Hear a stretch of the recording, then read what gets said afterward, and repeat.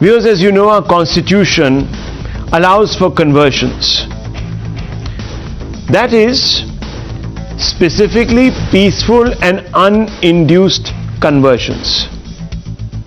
If there is even the slightest hint of inducement of force, violence, then that conversion is deemed illicit, illegal. Even if there is a hint, viewers, of ingenuity, deception. These are words. Deception. That conversion is deemed illegal. And so it is, viewers, of conversions done illegally by proselytizers who travel to India as tourists. Yes, as tourists, but end up violating the terms of their visa to carry out conversions by stealth. Now, viewers, what could be the reason for people to come to India as tourists, apply for a tourist visa, carry money that you would spend as a tourist, but end up quietly, secretively going to far-flung regions of this country and start converting? This is not happening in isolation. This has been happening with monotonous regularity. It is happening in an organized way with a finesse that suggests that there are some very powerful forces that plan it, patronize it, fund it. We wouldn't have been aware of this had the Assam government not cracked down and a secret tape recording of their secret conversions not been recorded.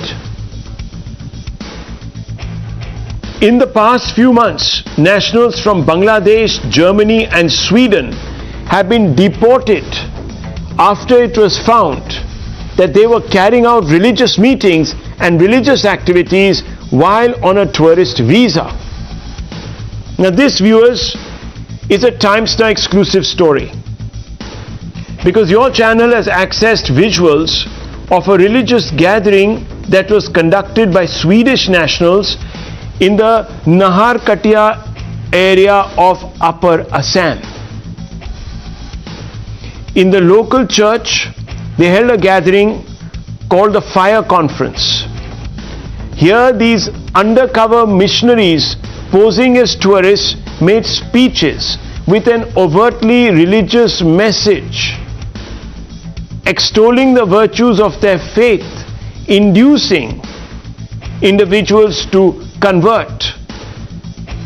We don't know, viewers, as of now, whether this involved even secret payoffs, but investigations are on to determine that. Personally, one wonders why the Assam police allowed for their deportation.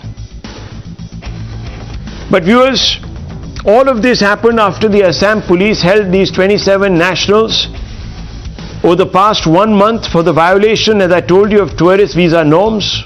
All these are foreign nationals who allegedly came to Assam with tourist visas but resorted to proselytizing without necessary missionary visas as per the Assam police. Now, first listen to the messages that were communicated to those that were gathered for the express purpose of converting them. This was happening in a church. Now listen to this, viewers, the message. And I believe the stung hands of Jesus will be put on your body and your body will be resurrected. The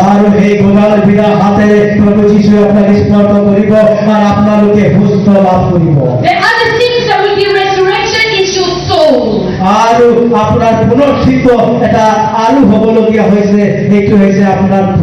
So many people, we are struggling with dark thoughts and heavy thoughts in our minds.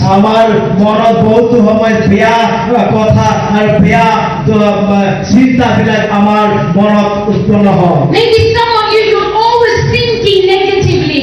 বহুত সময় আপনি আপনি এই কিন্তু negative বেয়া চিন্তা বিদাক আপনার হয় Maybe some of you have trouble sleeping in the night. বহুত সময় হয়তো আপনাদেরকে রাতে হুয়াতে হয়তো কষ্ট পায় Maybe some of you even have caused a depression. বহুত সময় আপনাদেরকে এদিকেও আপনাদেরকে কিছুমান ভুগি আছে যে আপনাদের জীবনত অশান্তি আছে অহার হয়ে আছে Maybe some of you have strongholds from the devil in your mind. হয়তো আপনাদের কিছু মানে শয়তানে আপনাদের খুব মনকে বাঁধি রাখিছে ধরে রাখিছে Maybe you cannot get rid of the thought of poverty. আর হয়তো আপনাদের যে চিন্তা এই চিন্তাটো সদায় দুঃখী হয়ে থাকাটো এনেকা একেবারে দরিদ্র জীবন হয়ে থাকা এনেকা চিন্তা করে আপনার শয়তানে রাখি থইছে Maybe your mind is always doubting the word of God. আর হয়তো আপনাদেরকে এনেকাও বহুতে আছে যে ঈশ্বরের বাইক ক্ষমতে করি আপনাদেরকে সাথ Maybe you have lost all the joy. আর আপনাদেরকে হয়তো বহুতে আপনাদেরকে যে শান্তি আছে এই শান্তি হয়তো আপনাদেরকে হেরাই থইছে Maybe some of you have lost the ability to cry. বহুতে হয়তো আপনাদেরকে এনেকা খুব নিজকে নিজের জীবন সদায় চকু পুয়াই থাকে All of these things the Lord wants to resurrect in your soul today. Some hands of Jesus will be put on your body and your body will be resurrected. The other things that will be resurrected is your soul. So many people, we are struggling with dark thoughts and heavy thoughts in our minds. Viewers, this is undoubtedly a religious meeting. As a tourist to this country, you can't convene such a religious convocation and then continue to expound on your views in such an organized manner. It's quite clear from what you have seen from these videos that the Assam police have made available to Times Now that something doesn't meet the eye. As I told you, over the past 1 or 2 months, 27 foreign nationals who have all violated their visa norms and ended up being arrested from churches and madrasas and mosques have been deported, viewers. First, 17 Bangladeshi nationals had come to the remote Bhagmari area under Ginjia police station of Bishwanath district on September 17th and carried out religious activities. On October 27, German nationals were detained and deported from the Golaghat district. The detention of the German nationals comes just a day after 3 Swedish nationals, Marcus, Hannah and Susanna, were deported after paying a fine of $500 each for visa violations.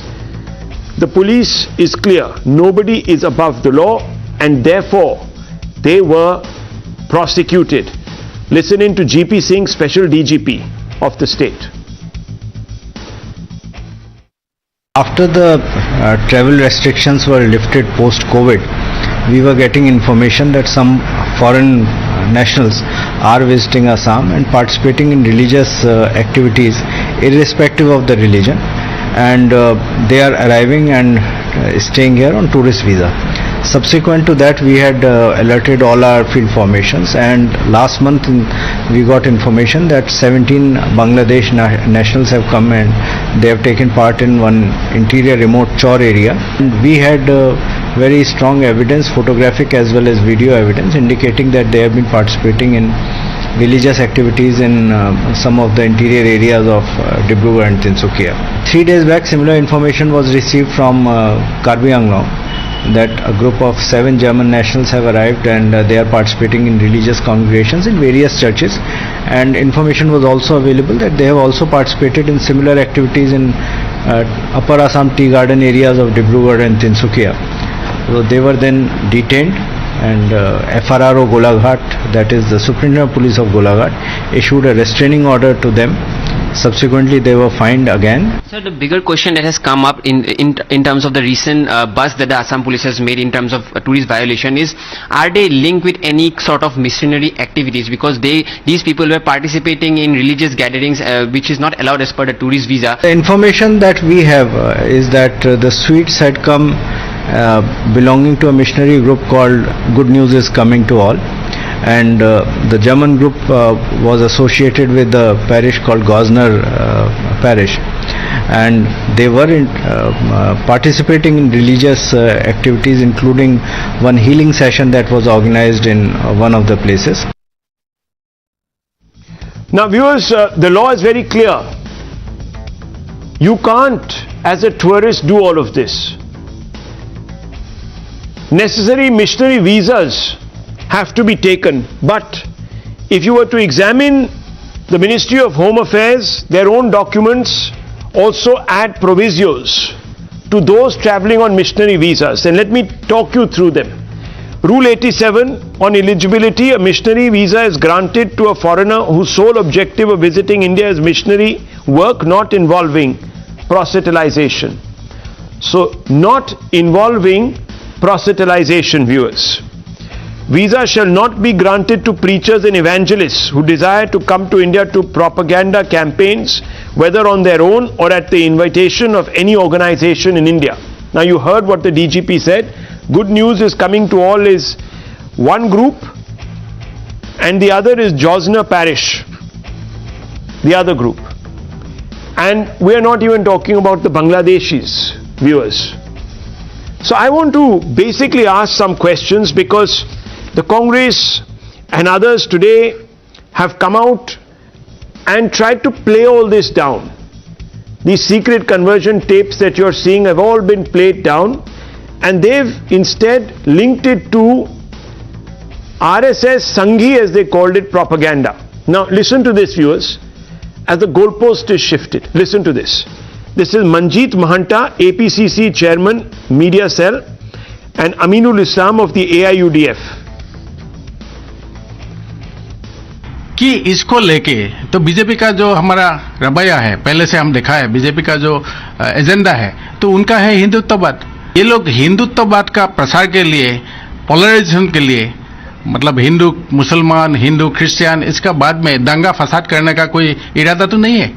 हम इसलिए डर रहे हैं कि ऐसा अगर होगा तो इसके खिलाफ हम हैं। असम में 2016 से हम देख रहे हैं कि ये न्यूट्रल क्या है, बीजेपी का न्यूट्रलिज्म क्या है, निरपेक्ष क्या है, हम लोग देख रहे हैं, असम का लोग देख रहे हैं, जनता देख रहा है। ये गवर्नमेंट को इस बारे में सोचना चाहिए और क्लियर कट पॉलिसी जो है ना वो डिक्लेयर करना चाहिए। This issue should not create the religious issue or the polarization issue. Now the Hindutva groups and the BJP government is try to create this issue as a religious issue, and it's a try to turn into a political battle. So ultimately, I'm condemn this issue. This issue should not be the political polarization. If anybody violations our rules of our country, they can take decision. They can take actions according to the law. We don't have nothing to say. But the government or the Hindutva group should not create the political polarizations on it. Viewers, bizarre. If you, as a political party, condemn this, then you are accused of polarizing. Why would any Indian stand up for this? Because it's a fundamental question. Why would anyone want to whitewash this illegal secret conversion that is going on by another means and another name? I can't understand it, viewers. Let's open this up. Let's ask some questions. Lokesh Jindal, leader of the Congress. Sir, your party is actually whitewashing this, saying that this is part of some big polarization agenda by the Sangh, by the BJP. So the state acts to uphold the law, and the state is accused of being Sanghi, of polarizing. I mean, where is this coming from? Lokesh sir. Good evening, Rahul. Good evening, Rahul. Where in Rome? There are various aspects. Where in Rome is this coming from, sir? Issue. Now, if you look at it from the legal perspective. No, who is dictating this line? Clause 1. Is it Rome? I'm asking you these questions. Let me answer. Who's dictating this line? Please. When you are talking about Article 25, Clause 1, now this article, it guarantees every person, not only the citizen of India. So when you are talking about Article 25, Clause 1, it applies to a foreigner also as well as a citizen also.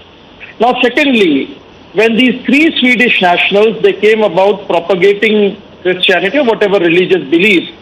Yes, if they have violated the visa norms, action must be taken. The police has the right, Ministry of Home Affairs is absolutely right in bringing them to the law of the land. But the larger question is, isn't this issue being politicized? Look at the tea workers. After they were detained, they were arrested and they were produced at the local courts. All the locals, they came outside the administration. They protested. They protested that these three should not have been detained. The point is, all these tea workers, they have been exploited, they are being marginalized by the state government's apathy, and it is this particular ground that is being exploited by propagators and so-called people from another faith, and they get carried away. The state administration, rather than holding only the propagation responsible, must also look into the factors that are causing conversions.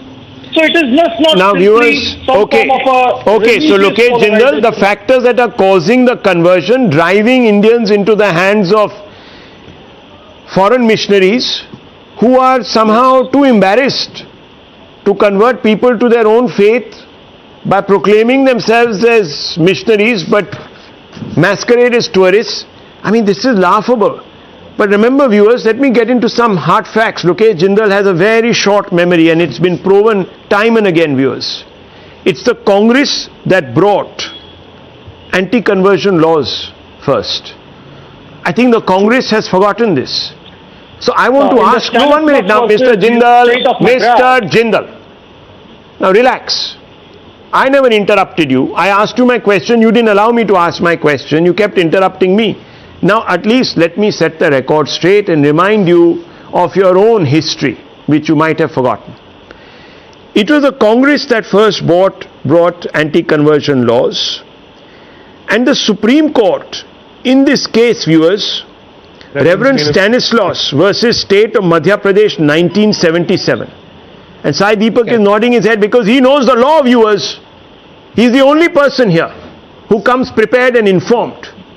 I don't know. Lokesh Jindal, you might be a tourist masquerading as a lawyer. I could speak. I don't know. If you allow But me to Sai speak, Deepak is not. I was about Sai to speak Deepak is about not. this So I want to judgment ask you itself. fundamentally, and you answer this before I open this up. If you're a tourist masquerading as a lawyer, at least do me the favor, sir, of reading at least one chapter of your own history before you show up. Why did the Congress create the conditions for conversions and then pass an anti-conversion law to prevent them? This is a question today you are framing and asking the BJP. Will you admit that there were conditions back then also that made you do it? See, when you're talking about propagation... Or at that and time, sir, conversion- was Rome's influence less over your party? No, there is a huge difference between propagation and conversion. That is what the Stanislaw case deals with. In the Stanislaw case, the Supreme Court clearly brought about the distinction between propagation and conversion. Any form of conversion is considered illegal, whether it is violent or it is non-violent. Any form of conversion, whether it is via inducement or any form, is illegal. The Supreme Court did not draw any distinction between a violent conversion Sir, or other do form of not conversion. mislead. But Please do propagation- not mislead. I want to read out of this judgment. It has to be remembered that Article 25(1) guarantees freedom of conscience to every citizen and not merely to the followers of one particular religion, and that in turn postulates that there is no fundamental right to convert another person to one's religion, because if a person purposely undertakes the conversion of another person to his religion as distinguished from his effort to transmit or spread the tenets of his religion, that would impinge on the freedom of conscience guaranteed to all citizens of the country alike. That tells you, viewers, simply that you cannot impinge on another person's freedom of conscience in the name of propagating your own faith. Sai Deepak, am I right or am I wrong? Am I reading the book backwards? And I'm talking about the Constitution, not the Bible. So there are 2 points. First is, I would agree with Mr. Jindal on the point that the judgment is about the right to convert, but to say that that judgment has got nothing to do with the issue here, I'm sorry to say, is misread it. The central question was that a missionary challenged 2 legislations, Madhya Pradesh as well as Odisha legislations, both of which were actually brought into force by the Congress government at that point in time, against conversions, and he basically argued that the existence of anti-conversion legislations themselves violate Articles 25 and his rights to convert. Therefore, it was the Supreme Court which had to say, right to propagate does not mean that you have the fundamental right to convert people, and on that ground, the court upheld the validity of these legislations. Secondly, please note that there are multiple judgments which also note the fact that no person, including within Bharat, has the free right to travel across the length and breadth of the country in violation of certain restrictions. So, for instance, even if you happen to be a citizen of this country, your access to certain territories which are tribal areas and whatnot are limited by the law.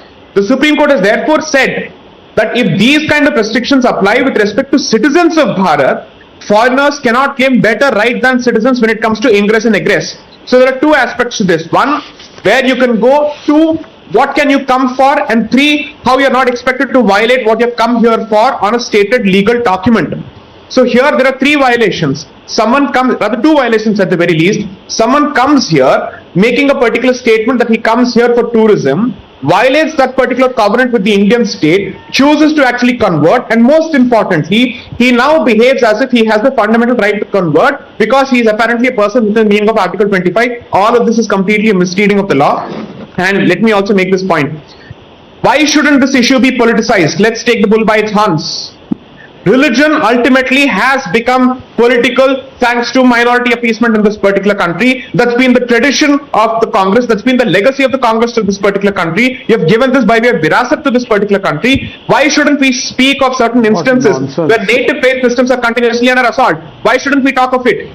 I'm sure Mr. Vivek Srivastava has a couple of things to say against Brahmins because that's his favorite, his favorite whipping boys. He will start about caste. He will say Hindus are all about caste. It's about Brahmins. These people are converting only because can I reply to this? Absolutely. That's the standard argument from these communists in the Congress. They have no real arguments to make whatsoever. So today you will have these people, these white foreign Christians, they will make these arguments to defend the white foreigners. Only Sai Deepak speaks. Yes.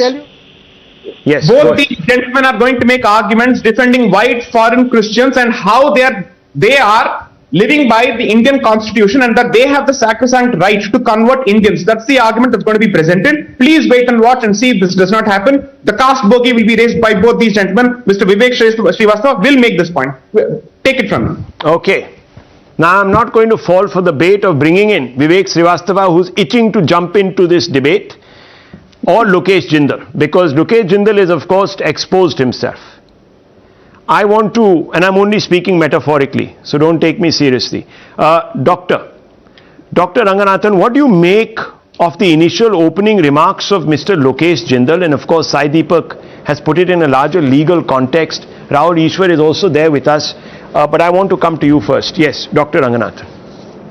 Good evening, Rahul. Look, I cannot understand how a man can change the religion of his forefathers at the insistence of another. If I had the power and could legislate, I would certainly stop all proselytizing or conversion. Absolutely. Now, can I please ask, before I put forth my other 3 or 4 points, can I please ask Mr. Jindal if he agrees with what I have just said, yes or no? No, since if you look at history, Dr. Ranganathan, it was a yes and no thing. You don't agree with me. No, let me. It is the do you agree or do you not?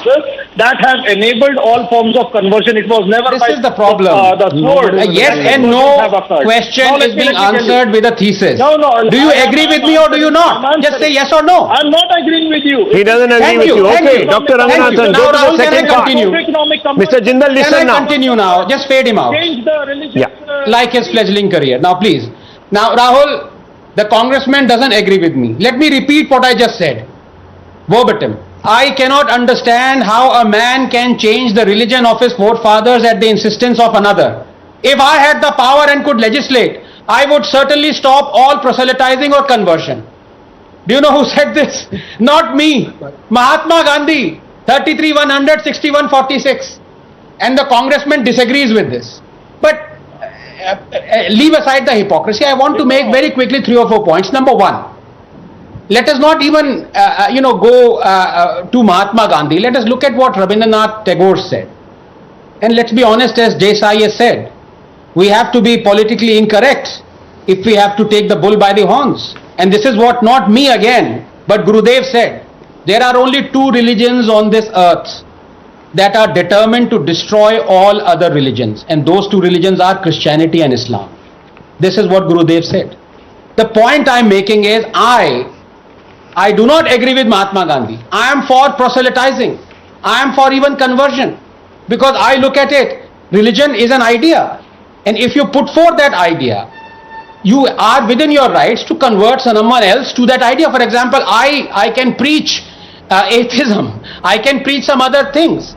And I would encourage others to become atheists. The point is illegal conversion. The point is coercion. The point is inducement. And can I just slightly correct you? The problem that the Indian law Supreme Court or others are against is not conversion. Even that Madhya Pradesh bill was not against conversion. It was, if you look at the acts of that, and I have before coming here, it was against illegal induced conversion. The problem now is that there is a very thin line between what is inducement and what is not, and all those preachers, I am sorry, they have snorted it.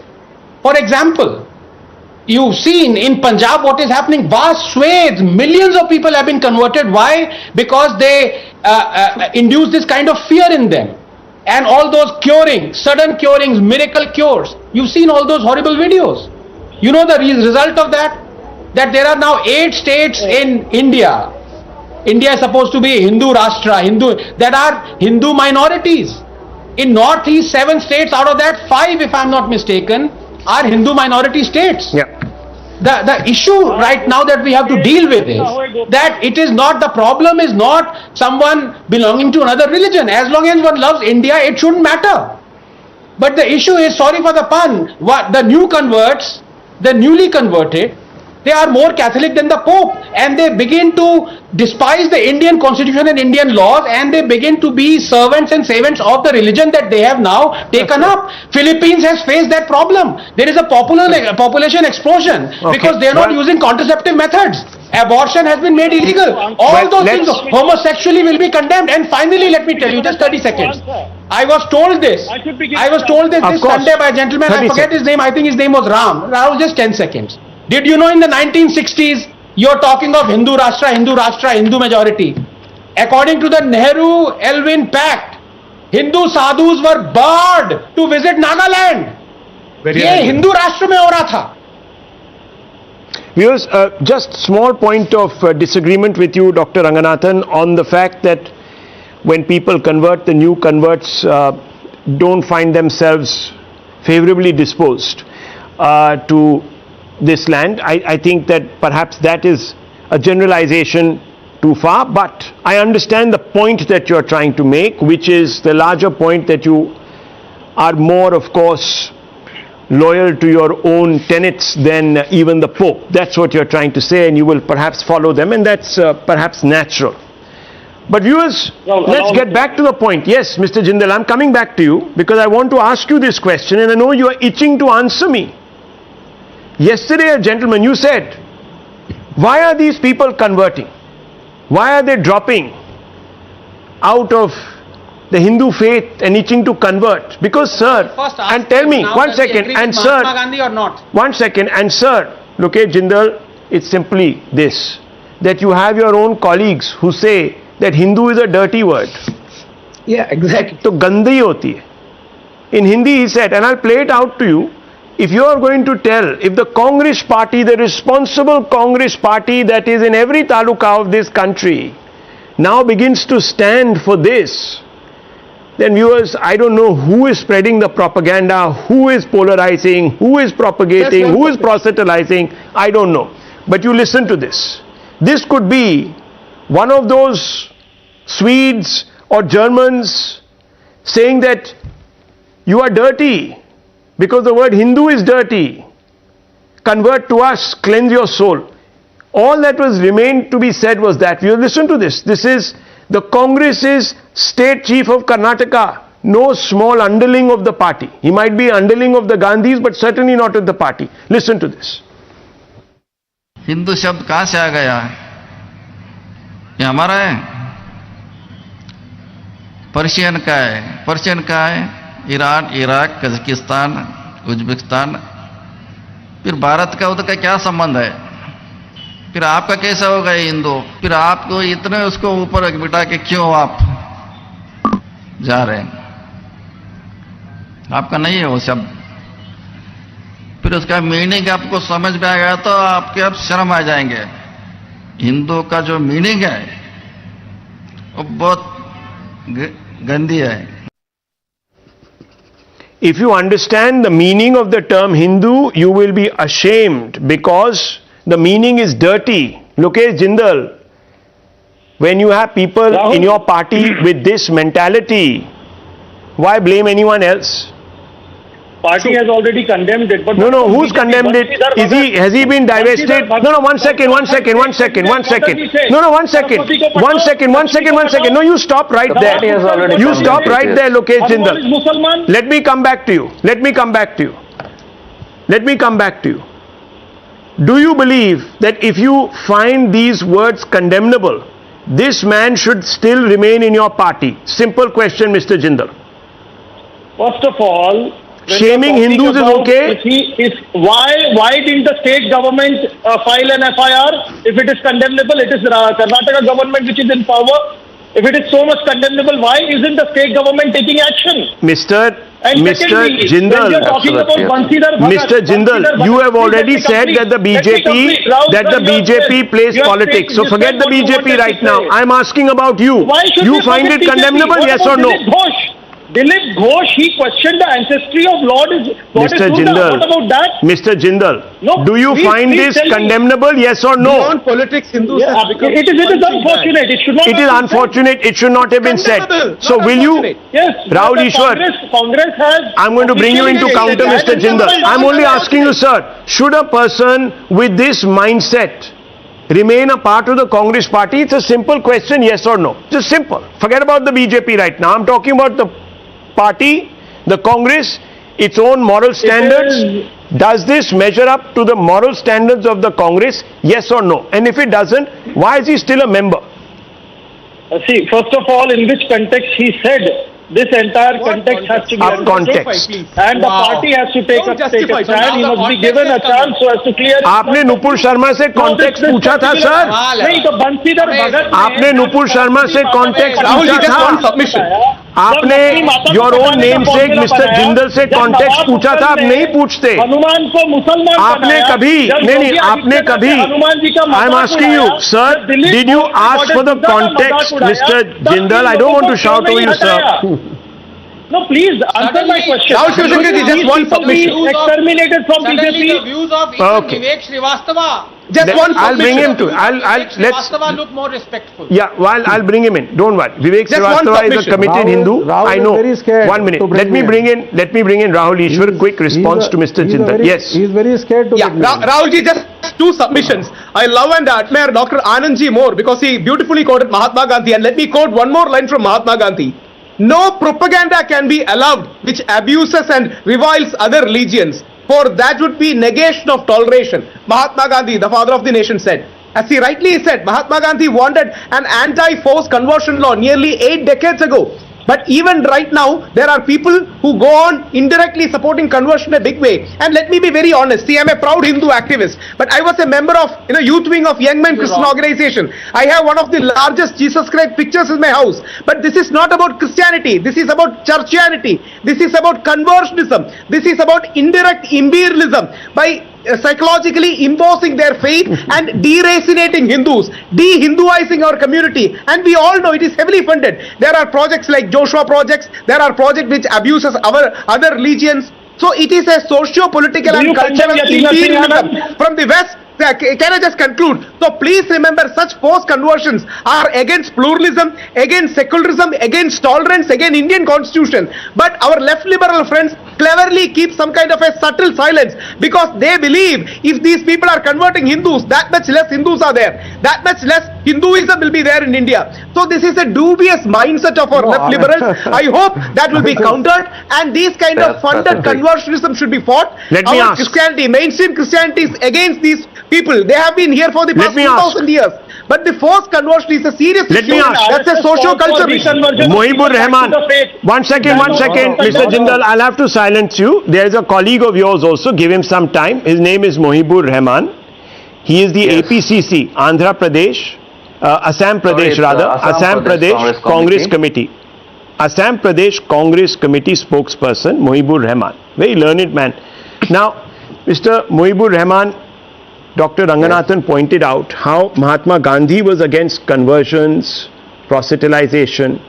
I hope you believe in what Mahatma Gandhi said, or are you also a neo-convert like Lokesh Jindal to conversion and the righteousness of conversion? Mohibur Rahman, do you accept conversions per se, yes or no? Do you believe that we should have open conversions?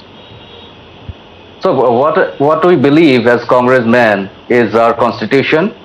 Whatever it says, if it says that forced conversion is not permissible, then it's not permissible. So What we do you follow believe? that. But yeah. What do you believe? Yeah, that's what we believe. That's what we believe. Forced conversion should not be there, not through allurement. But conversions are okay.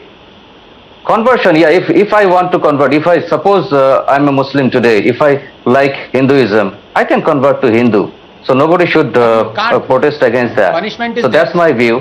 And moreover, the thing is, it's not that nine of our states, as far as I know, has that anti-conversion law. In Assam, we have BJP government, and in Centre also we have BJP government. So how come these people, we have 27 arrests in around 1 month. So how come these people are coming in the country and doing all this? Most probably there are a lot more things of this sort are going on in our Assam. So I think government should be questioned on this. There should be an inquiry why government is not taking action on this. Conversion, if someone is willing to convert, fine. 1 second, Mr. Rahman. Yes. Now 1 second. Yes. I just want to ask you a simple question. Why resort to covert means when conversion is not the aim? Do you believe that this is not some RSS conspiracy as Lokesh Jindal and some others from your party have suggested today, and that this is a bona fide attempt to attack the Hindu faith? Simple. Yes, no. No, what is worrying and alarming is why if there is BJP government at a state as well as at center, these things are happening. So BJP has been here for more than 6-7 years now in Assam, at a center around 8-9 years. So why this is happening now? That is the bigger question. So why people are even coming on visas? And you mean to say it's never happened before? Doing all this. You mean to say Pardon? it's never happened before? Should I now lead out a list of when it has happened before, Mr. Rahman? No, it might have happened. Might have happened. No, what is your? I'm not understanding. Do you today condemn? Very simple. I'm only asking you a simple question. Your fellow congressman who suggested that this is not happening, and I'm talking about Manjeet Mahanta. You heard him.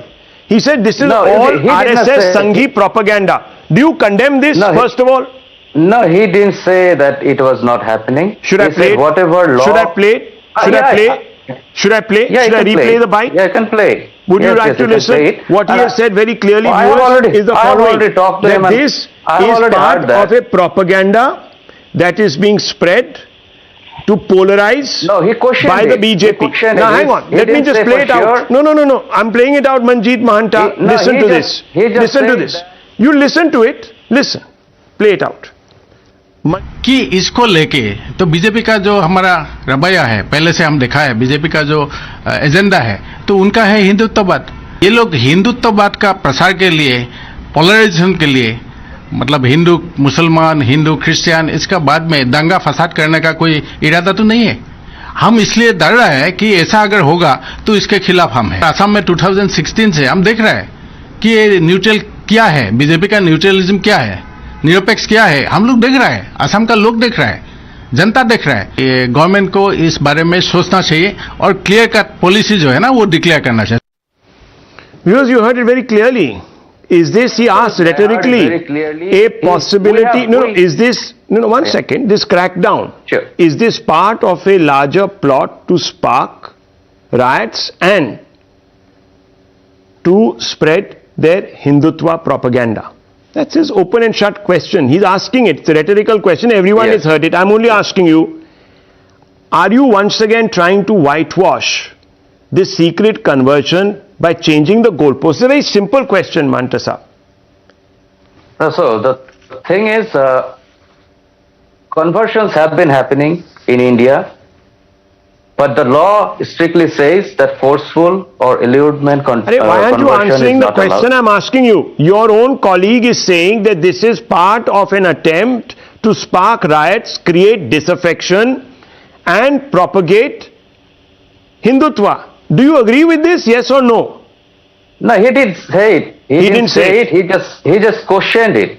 That's what I'm saying. He's rhetorically asking. Do you think that is a probability? Since BJP have been. Okay. Since BJP so viewers, have been once using, again, the goalposts are being since changed. BJP have been using. Okay. So these people come from abroad. When they are caught, then viewers, we are told by the Congress that this is once again a BJP conspiracy to spark riots. Very quickly, Dr. Ranganathan, very quickly, you wanted to make a point when Mr. Rahman was speaking. Yes.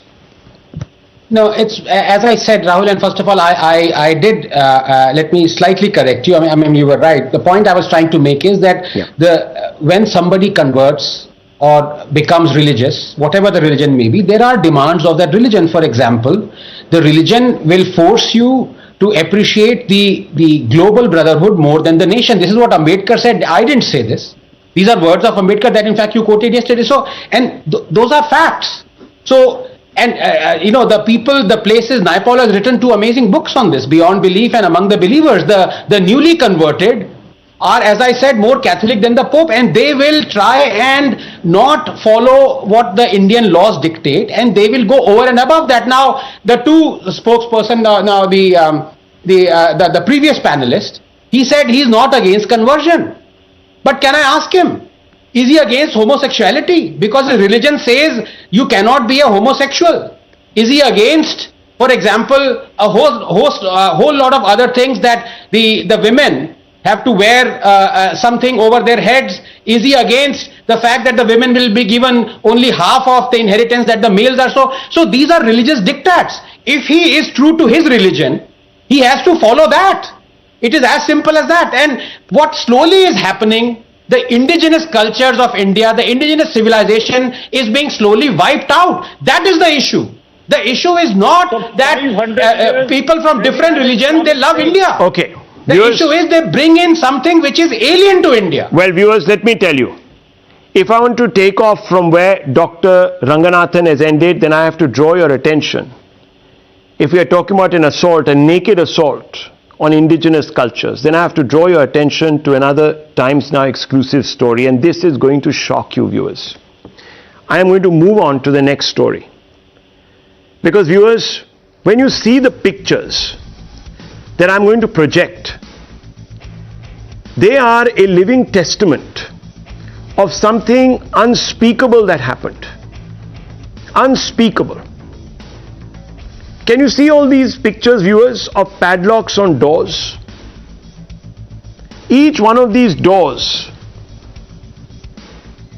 is padlocked.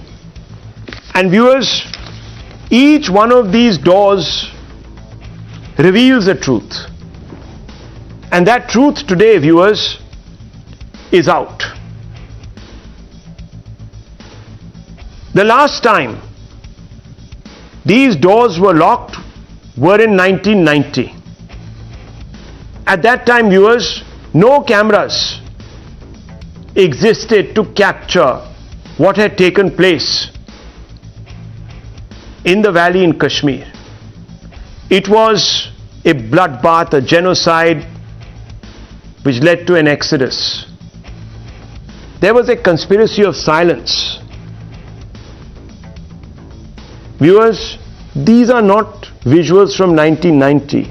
These are visuals from just last week. It's happening again. The bigotry they denied in 1990 has struck again and is triggering a new Hindu exodus in 2022, viewers. And who am I talking about? Who are the deniers? It's the people on the extreme right. The people who say, it's not our problem. Bigotry against Hindus exported from Pakistan or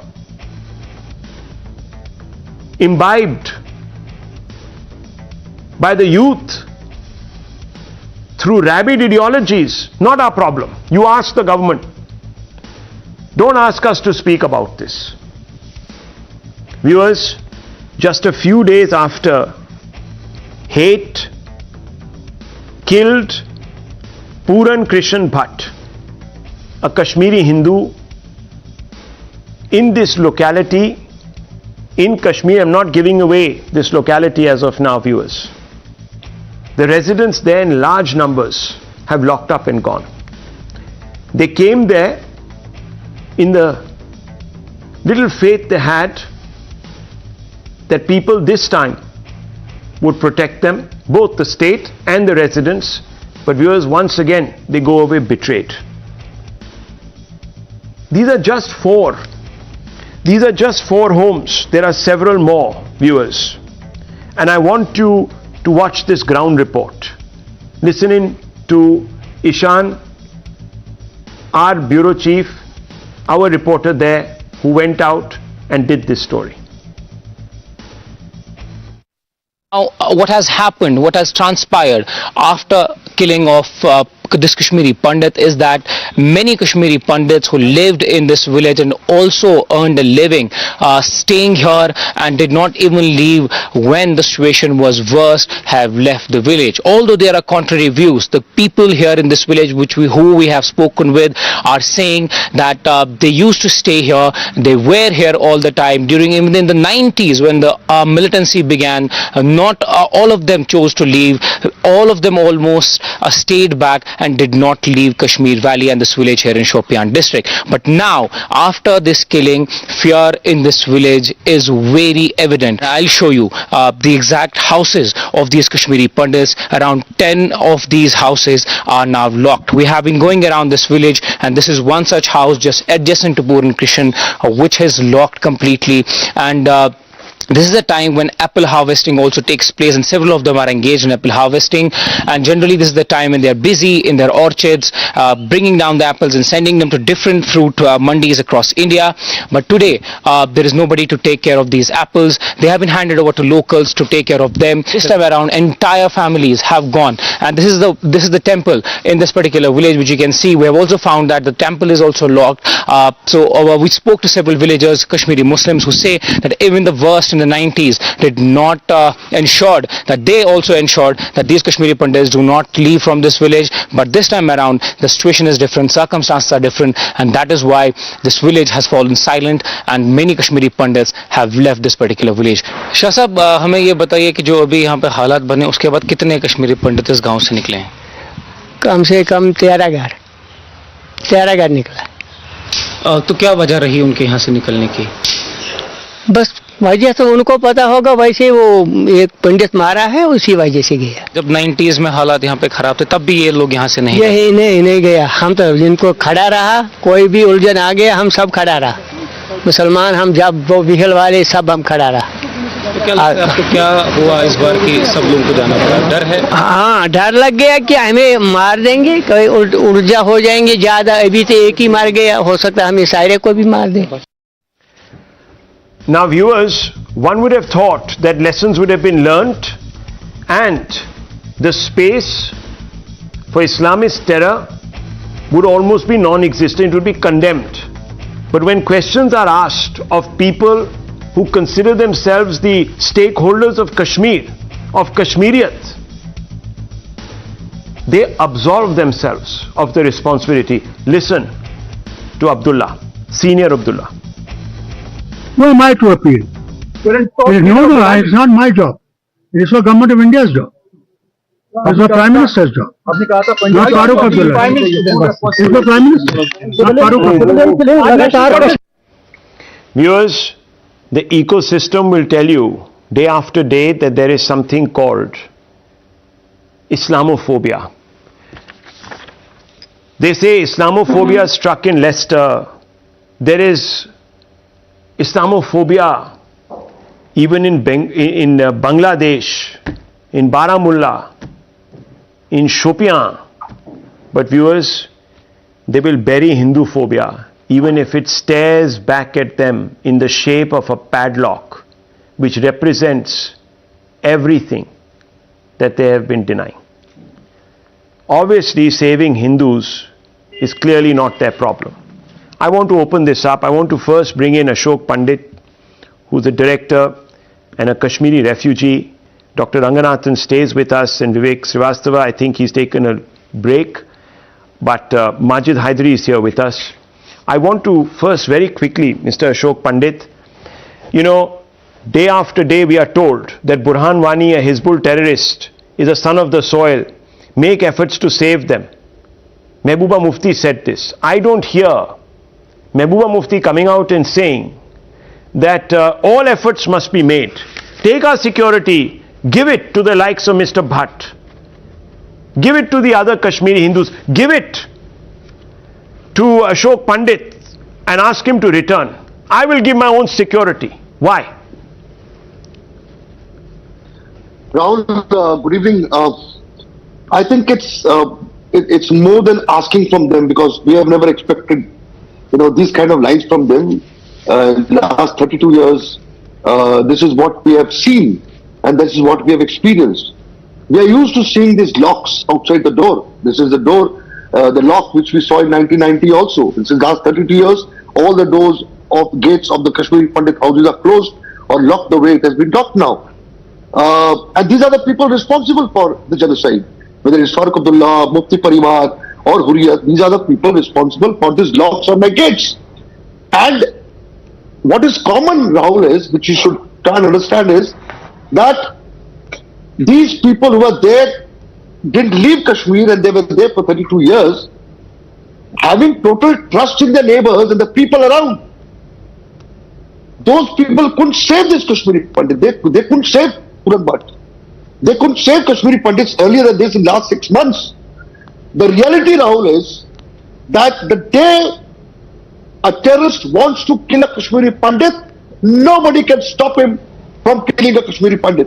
And this is what 5,000 employees, Kashmiri Pandit employees, have been shouting, screaming on the streets of Jammu. Nobody can stop. We are scapegoats. I agree with you. The reality is, you are being scapegoated. You are being scapegoated for a vanity project, you would say, by the government. You are being scapegoated to defend an obscurantism, a bigotry. I get it. I don't expect. I get it. I don't expect. Let me bring in Dr. Ranganathan. I know we have very strong views. See, Dr. Ranganathan, I want to make one thing extremely clear. I hold no brief for the state here. It's their responsibility to ensure that people are safe of all denominations. Let's be honest. But it becomes, after a point, very difficult, Dr. Ranganathan, and let's accept this as a fact, to post a guard outside every home.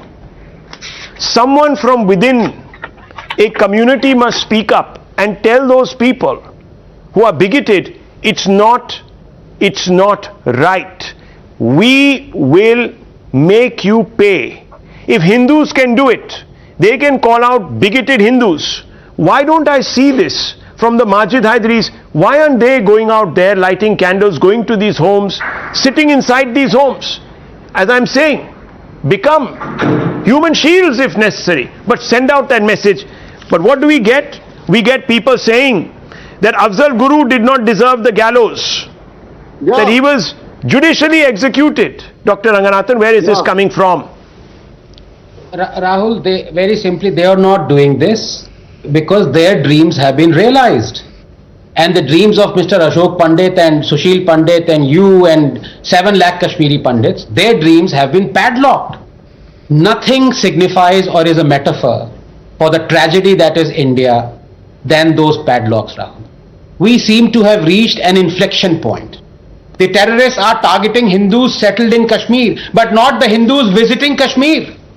Tourist footfall in Kashmir this past year has been the highest ever since records began, 16.2 million.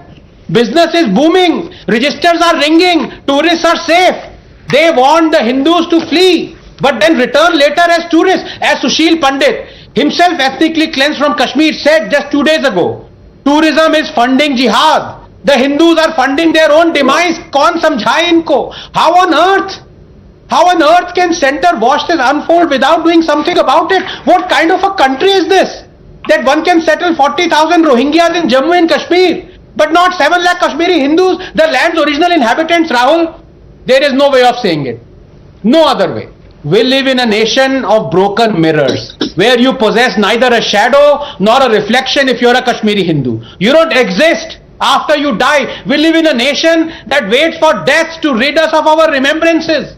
One is left wondering whether that fabled arc of moral universe would ever bend towards justice for the Kashmiri Hindus. Remember, just 10 seconds, remember that 3 years ago, the Supreme Court diabolically, and I'm choosing my words very carefully, diabolically rejected reopening cases of criminal atrocities against Kashmiri Pandits because, quote, too much time had elapsed. That's correct. Justice from now on will be weighed against time. Well, viewers, I'm sorry, Mr. Hydari, I've run out of time. But there is still time, viewers, to correct this cycle of retributive violence. There is still time. I leave it at this. The news are coming up.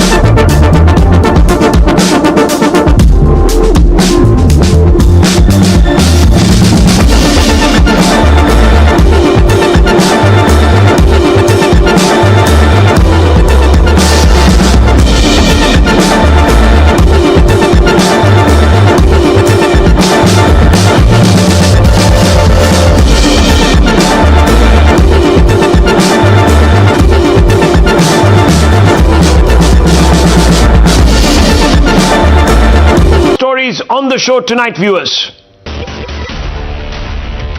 Prime Minister Narendra Modi unveils the logo, theme and website of India's G20 presidency today. After the inauguration of the G20 Indian logo, Prime Minister Modi said that India chairing G20 from December 1st is a historic moment for the nation, says logo represents the theme of Vasudhaiva Kutumbam. Amid Ukraine war, External Affairs Minister S. Jaishankar meets Russian Foreign Minister Sergei Lavrov. They discussed bilateral cooperation and exchanged views on the international situation. After the bilateral meet, S. Jaishankar and his Russian counterpart issued a joint statement saying India and Russia have maintained a steady partnership over decades. Sangrur MP Simranjeet Singh Mann accuses BJP and RSS of plotting Shiv Sena activist Sudhir Suri's murder in Amritsar.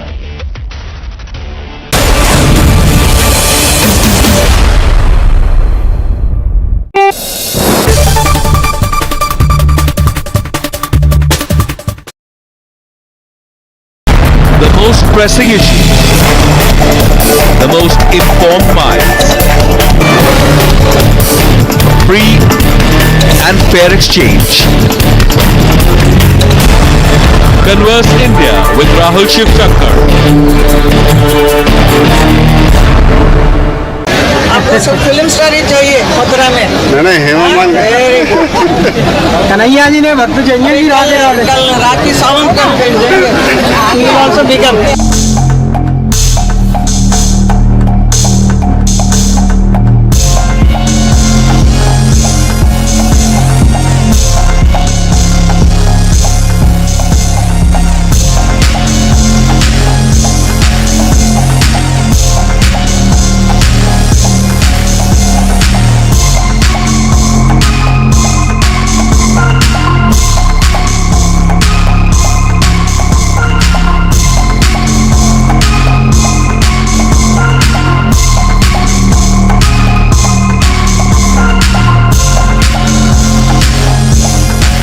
Mathura के जो सांसद बनना चाहेंगे उसको तो आप बनने नहीं देंगे।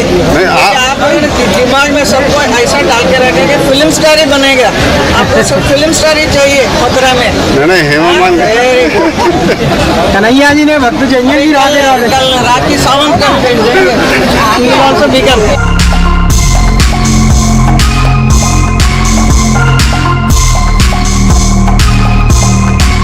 बहुत अच्छी बात है। आपका क्या विचार है इस बार आप? मेरा विचार क्या मैं बताऊं? मेरा विचार भगवान के ऊपर है। Lord Krishna will do it.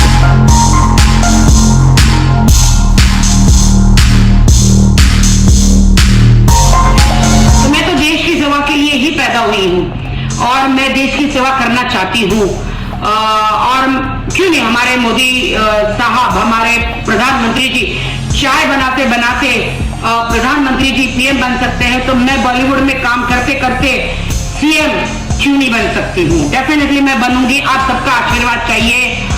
तो 2024 में अब आप मुझे चुनाव लड़ते हुए देखेंगे किसके अपोजिट, ये सरप्राइज है।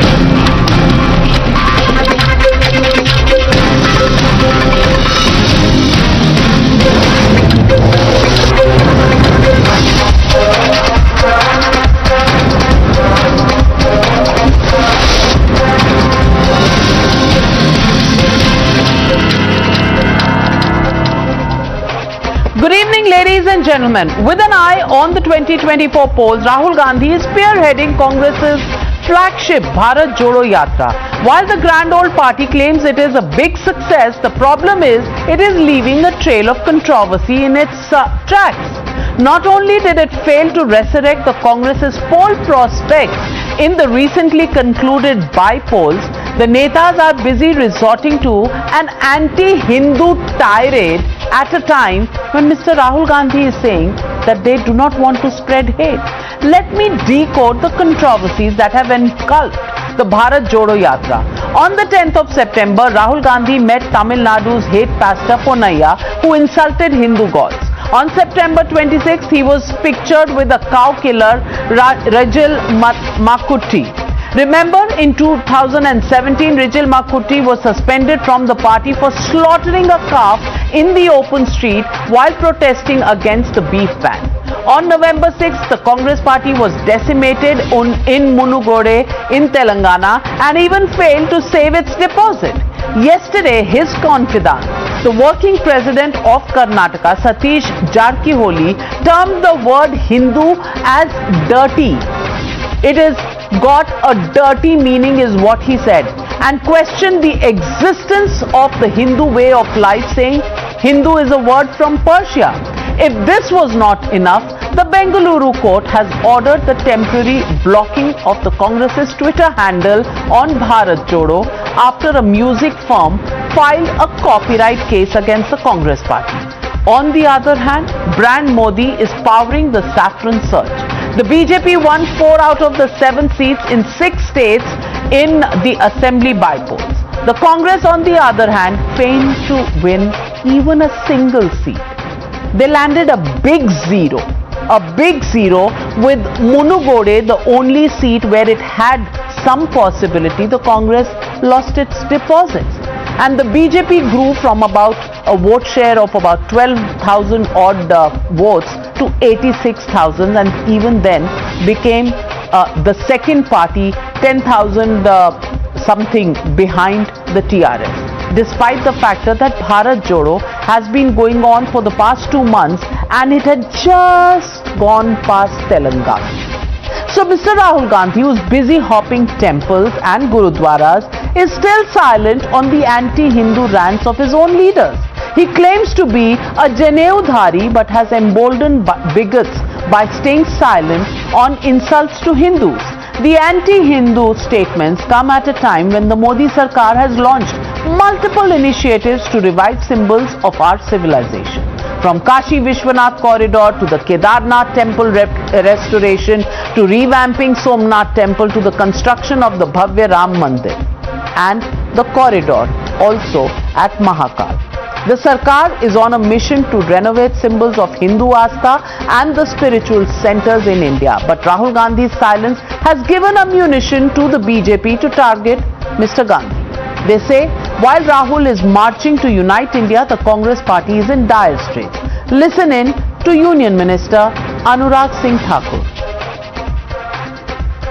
राहुल जी तो टुकड़े टुकड़े गैंग के साथ यात्रा कर रहे हैं जी, जो देश के लिए नारे लगाते थे, देश के टुकड़े हजार इंशाल्लाह इंशाल्लाह, जो पोस्टर चिपकाते थे, a country without a post office, एक ऐसा देश जिसका नामो निशान ना रहे, ये भारत जोड़ो यात्रा में तो प्रियंका जी नहीं जुड़ पाई और कौन जुड़ेगा. And that, ladies and gentlemen, brings me to the legitimate question. Congress stumbles as Rahul marches. Is that the reality of the Congress party? That is the question and the debate. Bharat Jodo ya Todo? That's the hashtag and the debate on the other side. You're watching the News Hour at 9. Debate number 1 on Times Now. Super Prime Time. And joining me on the debate, Shehzad Poonawalla, spokesperson of the BJP, Sanjay Jha, author and suspended leader of the Congress party, Tehseen Poonawalla, political analyst, Kamruzaman Chaudhary, leader of the Congress party, Ashutosh, political analyst, and Smita Prakash, editor of ANI. And my first question goes to Kamruzaman Chaudhary, leader of the Congress party. Kamruzaman Chaudhary, I have a very serious question, and the question is, it's all very well that Rahul Gandhi is trying to revive the cadre of the Congress party and the manner in which he's undertaken this entire yatra, Bharat Jodo Yatra, for over 170 days that he's going to be walking the tracks of the large landscape of India. But the fact is, what is the mission and what is the achievement of the party on this? Because you just pass through Telangana and you lose the seat where you're supposed to actually give a fight to the TRS. You come out of Karnataka and your most trusted leader makes anti-Hindu statement while you're preaching to the world that it is the BJP that spreads hatred. So what is this Bharat Jodo Yatra all about? Well, Navika, a very long question. First and foremost, today, I am very pleased and I am very happy and satisfied. At least the Bharat Jodo Yatra, the news of Bharat Jodo Yatra has reached the Times Now, a news studio in Noida. So I'm a very happy man today. At least the Bharat Jodo Yatra has been able to create such a ripple effect that it has already reached Noida when it is still there in Maharashtra right now. Having said that, now today when the country is celebrating its so-called demonetization anniversary, we are still talking about what the Bharat Jodo Yatra is aiming to achieve. You must understand one simple logic, that Bharat Jodo Yatra does not aim to have any electoral gains as of now. It is an attempt by Rahul Gandhi and the Congress party to stitch together the hate that has been spewing across the country for the last few years.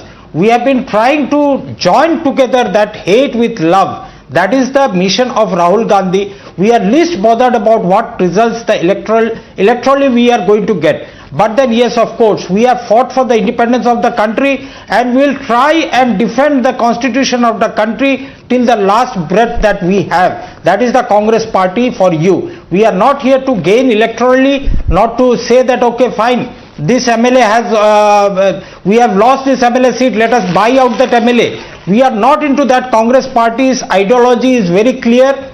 We are here to win the hearts of Indians. Okay, fantastic. Fantastic. You are winning the hearts of Indians. And let me ask Mr. Shehzad Poonawalla, Satish Jarkiholly's statement, winning the hearts of 80% of India. Is that what Mr. Kamruzaman Chaudhary is referring to? The fact that he is meeting with the Father Poniyappa, is that actually spreading love or is it spreading hate? The fact that on the day PFI is banned in the country, Mr. Rahul Gandhi takes a break in his Bharat Jodo, possibly as the BJP says in support of the PFI. Is that actually spreading love? Shehzad Poonawalla? Look, first of all, you are always making news in Noida and in Lutyens, but you have no views left with the people. In fact, the last by-polls, out of the 7 seats, how many have you won? तो views नहीं मिल रहा है, ना 2014 में, ना 19 में, ना UP में, ना उत्तराखंड में, ना हिमाचल में, ना गुजरात में न्यूज बन रही है. NDTP जैसे प्लेटफॉर्म्स पे आपकी न्यूज लगातार बन रही है. NDTP means new Delhi to parliament street वाला लुटियंस इकोसिस्टम में. तो आप उसी से खुश रहिए. They are happy with news. They are not happy with views of people. But anyways, let me tell you, now look at the statements made by my dear friend. First he says, we are not concerned with electoral agenda. Isko wait, we'll see the reality of this. If you are not concerned with electoral agenda, that means you are fighting for ideology. That's what he said, कि हम hate से love को replace करना चाहते हैं. वाह वाह, very good. तो अगर ideological battle है, तो start किया केरल से. केरल में भारतीय जनता पार्टी नहीं है, मतलब they are fighting ideology of left. Good. Why you did alliance with them in Bengal? Then they went to Tamil Nadu. वहां पर भी भारतीय जनता पार्टी ज्यादा कोई बड़ी पार्टी नहीं है, डीएमके है. That means they are fighting against the ideology of DMK. Very good. Why are you in alliance with them? तीसरा बोले we are replacing hate with love. वाह, लव फैलाना चाहते. ये 1984 में भी लव फैला रहे थे. ये हाशिमपुरा, मालियाना, मीरठ, मुंबई दंगे जो हुए, जो जलगांव, अहमदाबाद में हुआ, वो सब लव फैलाने का एक्ट था. You are the biggest spreader of hate. और आज भी हेट ही फैल रहा है. शुरुआत किससे हुई आपकी यात्रा की? जॉर्ज पोनैया से, जो कहता है कि लुक, मां शक्ति, मां दुर्गा कुछ नहीं है, जीसस सब कुछ है. अब जीसस की प्रशंसा करिए आप, परंतु मां शक्ति और दुर्गा का अपमान करने की क्या इजाजत थी? और उसको आपने बना दिया पोस्टर बॉय. फिर आते शिवराज पाटिल, गीता जी जिहाद का संदेश देती है और आपने उसके ऊपर कोई कार्रवाई नहीं की. ये वही व्यक्ति जिसने हिंदू टेरर कहा. अब आ गया जारकीहोली, जो कहते हैं हिंदू खराब होता है, हिंदू विदेशी होता है. और आज राहुल गांधी कहते हैं कि छत्रपति शिवाजी महाराज एकमात्र चिन्ह है. वो आपकी हिस्ट्री है, आपका इतिहास है. ये जो भारत जोड़ो है या ये भारत तोड़ो है, इसका मूल्यांकन आप ही कीजिए. परंतु हां, एक बात का जवाब दीजिए. आप तो कहते हैं ना, आप जनेऊधारी हिंदू है, आप तो मंदिर भी जाते हैं, चुनावी हिंदू नहीं है. तो जो हिंदुओं को अपमान करने वाले बयान थे, उस पर कार्रवाई करेंगे, हाँ या ना? Qamruzzaman Chaudhary ji, think like an Indian, don't think like a vote bank. मैं आपसे अपील करता हूं, आज आप वोट बैंक के खांचे में जिसको भर रखा है राहुल गांधी ने, vote bank is not there concern, they don't care about vote. खुद vote They are not interested in winning elections. They are not interested in winning elections. Kamru Zaman Chaudhary, did Mr. Satish Jarkioli spread love? I just want to ask you simply, yes or no? Has the party not condemned his statement? He is the working president. He is the party in Karnataka, bhai. वो party है आपका. And after condemning, he has still come out and said, "Tell me what is the wrong word that I have said." No. So I want to ask you, where do you stand on it? Navika, you tell me who was the person who said that इनको कपड़ों से पहचाना जाता है? Okay. Who was that person? I don't want to name him. You very well know. So one leader does not decide and define the ideology of a party. There are always loose cannons in any party. So the working president of the Congress in Karnataka is a loose cannon.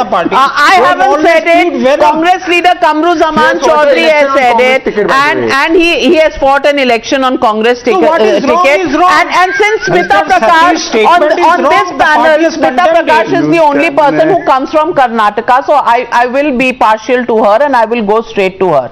Smita Prakash, two revelations right here. Number one, the Congress party is not in the game of elections at all. They don't care a damn whether they win or they lose. That's the statement not made by me. It's been made by Kamru Zaman Chaudhary. So, hare zamanat zabt ho gayi, deposit lost, doesn't matter. We are not here. We are here to spread love. And then the loves that is being spread through George Ponaiya and now Mr. Satish Jarkioli. Are you convinced this is love that you see? Well, as far as calling Jarkioli a loose cannon is concerned, this has happened many times in the Congress. Even so much as Shashi Tharoor was, they disassociated with him for many of his comments and called him loose cannon, called him his own agent and not a part of the Congress whenever something like this was done. As far as the Bharat Jodo Yatra is concerned, yes, it doesn't have any electoral game plan as such in immediate responses that they need.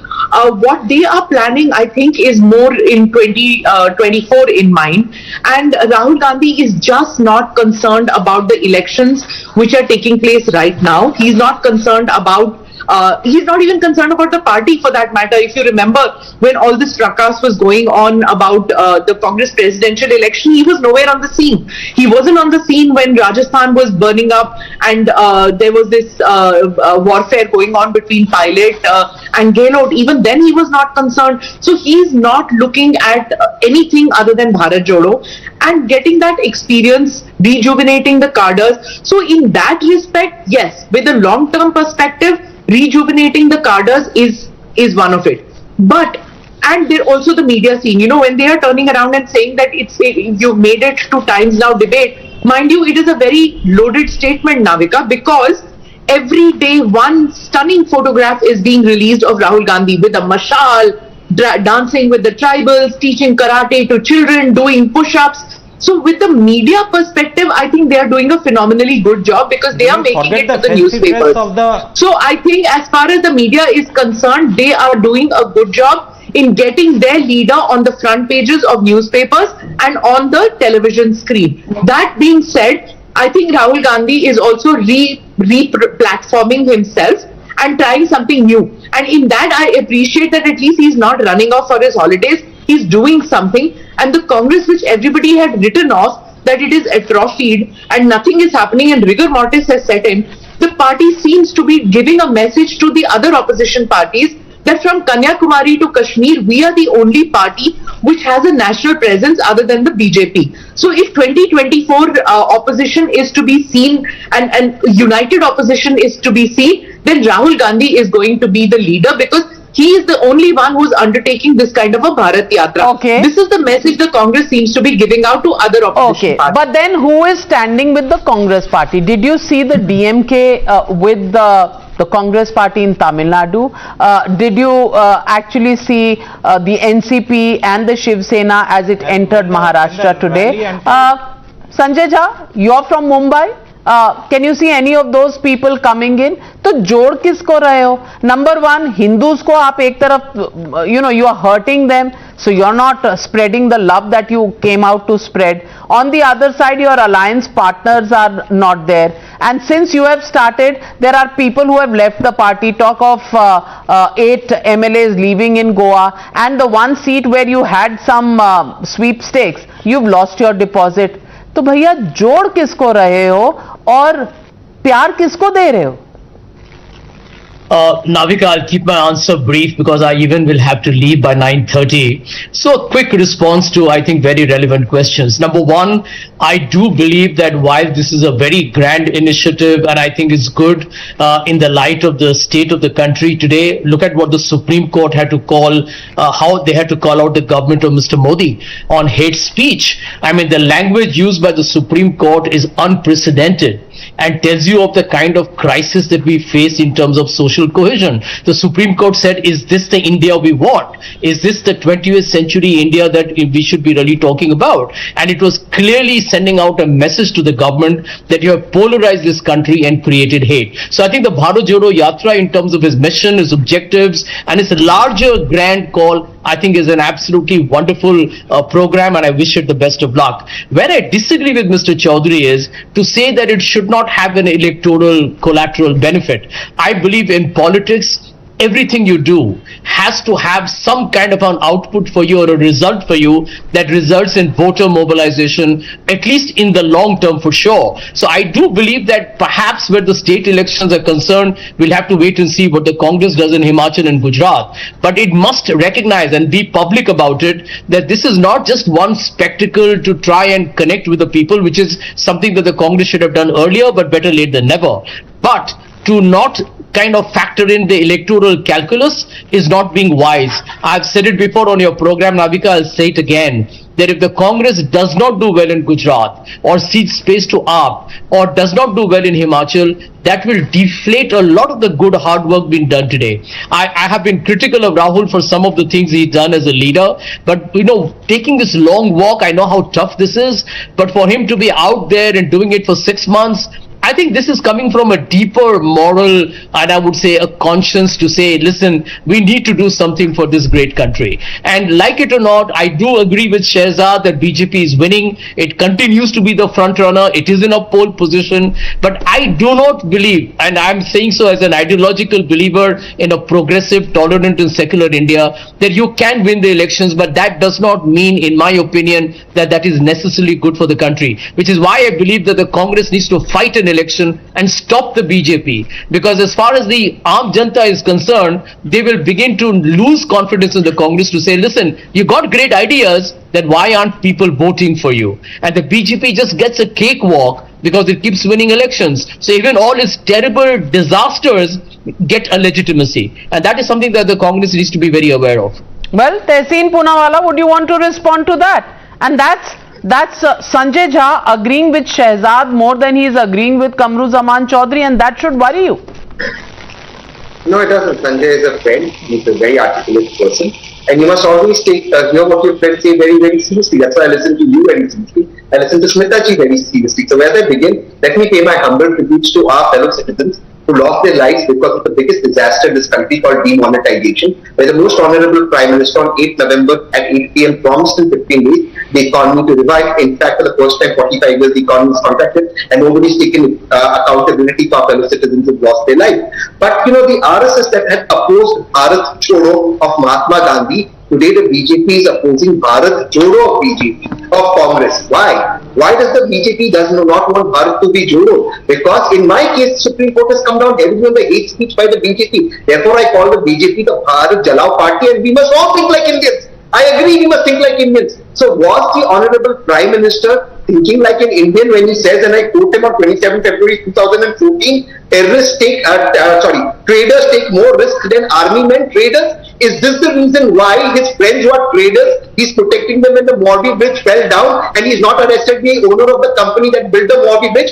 Perhaps because they gave illegitimate funds via electoral bonds to the BJP? Is that why he's protecting him? Is it making India united when today the Prime Minister had promised you, Navika, that the Nagaland Accord will be made public, and now we know Nagaland is getting another flag and another constitution. Ek Desh, Ek Nishan, Ek Samvidhan, said Chama Prasad Mukherjee. Today you're giving Nagaland a new flag, new constitution. Is that keeping the country one? Wow. The Prime Minister has destroyed jobs. Those who hate stood speech. between Article 370 and the unification of Kashmir with India today are teaching a lesson of... Who stood against unification of... I want to know, because I have studied Kashmir. Who stood? What's your contention? Who stood? I want to know that. Go back and Who read stood? history. Who stood? But Shehzad Punawala. I'll answer one. You should read what Ram Madhav and अपने मौके का इंतजार करो. I'll answer one by one. And Hari Singh Ji wrote. ये सब पढ़ लिया हमने. अब सुन लीजिए. ऐसा है कि देखिए पहले आप सिर्फ दीनदयाल उपाध्याय व्हाट्सएप यूनिवर्सिटी पढ़ते हो. Okay, 1 minute. Let's stop tripping each other with our words. You've spoken. Let him make his point. WhatsApp university से 12 ग्रेजुएट है. अब मैं अपनी बात रख देता हूँ. देखिए सुनिए, इन्होंने बोला कि why are you opposed to Bharat जोड़ो? Why shouldn't भारत भी जोड़ो? ये कांग्रेस का प्रथम परिवार सरदार पटेल का हर रोज अपमान करने पर तुला हुआ है. स्टैच्यू ऑफ यूनिटी का भी अपमान किया. अरे सरदार पटेल जोड़कर चले गए, आप सरदार पटेल नहीं कर पाए तो राहुल गांधी कर रहा है. ये आपका तर्क है कि सरदार पटेल भारत को नहीं जोड़ पाए, परंतु राहुल गांधी भारत को जोड़ेगा, और भारत टूटा हुआ है. भारत जुड़ने दो आप कह रहे हैं, मतलब भारत टूटा हुआ है. और मैं आपसे एक सवाल पूछता हूं, ऐसे पूछने वाला. आर्टिकल 370 के विषय में आपके चाचा नेहरू ने, हमारे प्रधानमंत्री, प्रथम प्रधानमंत्री आपके चाचा नेहरू ने कहा था कि ये साबुन है, घिसते घिसते घिस जाएगा. अब दिग्विजय सिंह कहते हैं हम तो लागू करवा देंगे फिर से. चिदम्बरम कहते हैं मुसलमान बाहुल था जम्मू कश्मीर इसलिए हटा. आप पहले बोलो कि चाचा नेहरू सही थे या चिदम्बरम सही है. दूसरी एक मिनट उत्तर दे दूं. एक करके क्या आप उत्तर सुन लो ना. उत्तर सुन लो. मन की बात छोड़ो, काम की बात करो. मन की बात छोड़ो, काम की बात करो. आप बहुत बुरे एंकर. अरे ऐसा है, मन की बात छोड़ो, काम की बात करो. और सुन लीजिए, आप बहुत बुरे एंकर थे इसलिए डिकमीशन भी कर दिया. सुन लीजिए, ये टाइम्स नाउ है. टाइम्स नाउ न भारत नहीं, न भारत नहीं है. बिल्कुल. आप अंग्रेजी में भी बोल सकते हैं. मैं अंग्रेजी में क्यों है ये अंग्रेजी, ये मैं कह रही समझ पाते क्या? मैं कह रही ये हिंदी नहीं समझ पाते. सुन लीजिए, अब मैं जवाब दे दूं. वैसे हिंदी हमारी राष्ट्र भावना है. राष्ट्र भावना, भाषा नहीं बोला, भावना है. तो आपको हिंदी से कोई आपत्ति नहीं होनी चाहिए. सुन लीजिए, मुझे तो बिल्कुल दूसरी बात है. हाँ, अब दूसरी बात सुन लीजिए. अब ये विरोध करेंगे. ये इटालियन इनकी राष्ट्र भावना, हमारी हिंदी है. ये विरोध करेंगे इसका. अब सुनिए, मैं इनसे सिर्फ इतना पूछना चाहता हूँ. ये एक जो कुछ लोग होते हैं ना, tennis, the people who go to tennis club and clubs etcetera, they are saying winning elections is a very bad thing. Sir, elections is the biggest barometer in a democracy of public sentiment and public mood. Today, these people who spend 4 o'clock to 9 o'clock in golf club or in tennis club are saying elections are not the barometer. Elections are a constitutional mechanism, the most credible mechanism to test whether people of country are supporting your yatra or they are not supporting your yatra. But today we are delegitimizing institution of elections, and then they are saying they are fighting for constitution. This is fighting for constitution by delegitimizing election. And those who imposed emergency, those who sent people to jail, those who silenced the voice of opposition are saying they are fighting for constitution. Is there a bigger joke than this? Right to reply? Right to reply? Yes. आपका सिर्फ right है, दायित्व कुछ नहीं है आपका. आप बोलते रहिए. Thank you for saying that winning elections is important. तो फिर मोदी जी जो कहते हैं 60 साल में कुछ नहीं हुआ, तो मोदी जी उन तमाम लोगों का अपमान. हमने जनता पे कौन सा सवाल उठाया भाई? कभी हमने कभी जनता पे सवाल उठाया? सुन लीजिए, हमने इसी को गालियां दी क्या? अब आप इसमें क्यों बोले? 370 में सुन लीजिए, मन की बात बंद कीजिए. Well, the fact of the matter is, it's an important point that has been raised by Shehzad Punawala, and I want to take that to Ashutosh ji. Ashutosh, winning elections is not important. It's not in the scheme of things. Then how does democracy work? I understand you and I can be free citizens, and Rahul Gandhi has a full right to go and walk, do his padyatra and try and revive his cadre. But if he has to be a serious national political party to take on the electoral sweepstakes, then elections have to be won on the way. There has to be a formula, a strategy for winning elections. Otherwise, in a democracy, how do you set right the things that you say are wrong?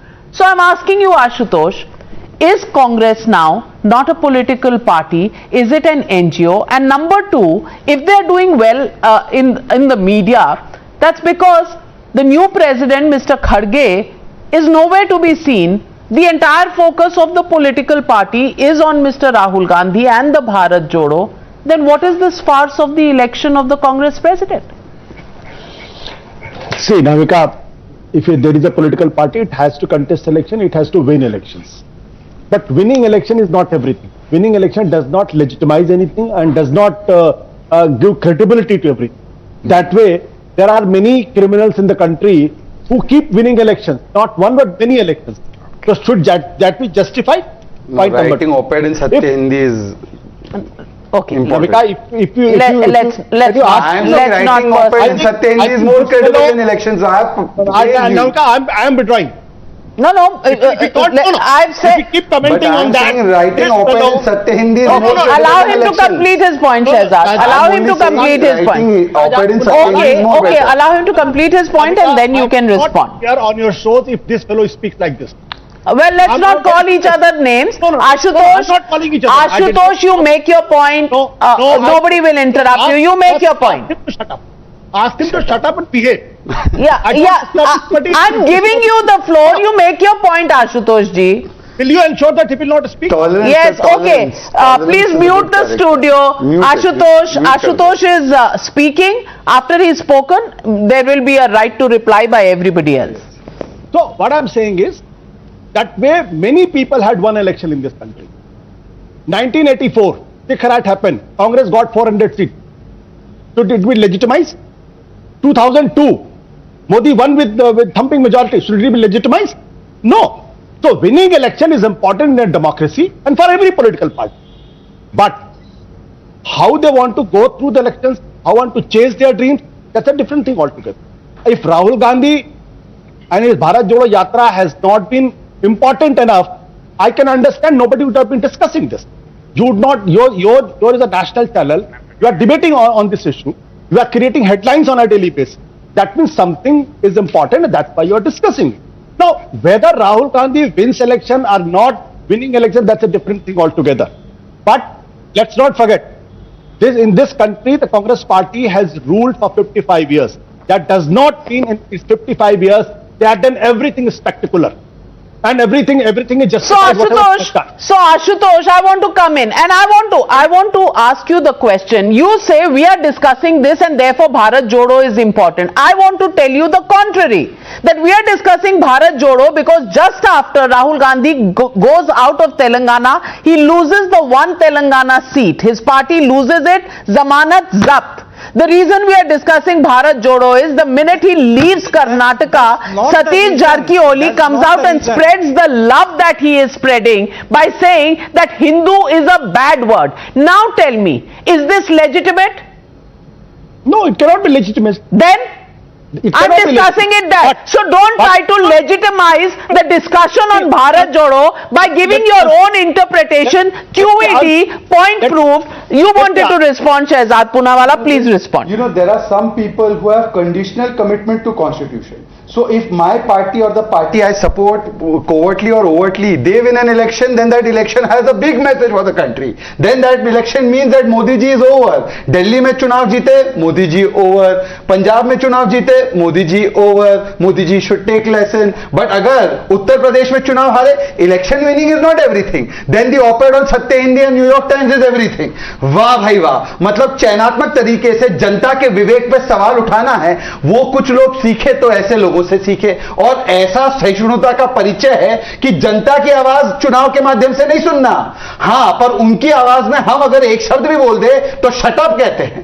यही arrogance है, यही दोहरा चरित्र है। Well, I don't know. We've lost the connection with Ashutosh. I don't know if he has connection with people of India longer. I don't know if he is deliberately left and gone. We'll try and reconnect with him. But Smita Prakash, I'm coming to you, Tehseen. I'm coming to you, Kamruzaman Chaudhary. Smita Prakash, I want to ask you, Smita Prakash, this whole, legitimizing, if somebody's done something wrong, you can't legitimize because they have won elections. On the other hand, because you're discussing Bharat Jodo for the wrong reasons today, then it is a very important discussion. Where do you stand on these kind of interpretations when people say elections is not important? Bhai, to fir kar kya rahe ho?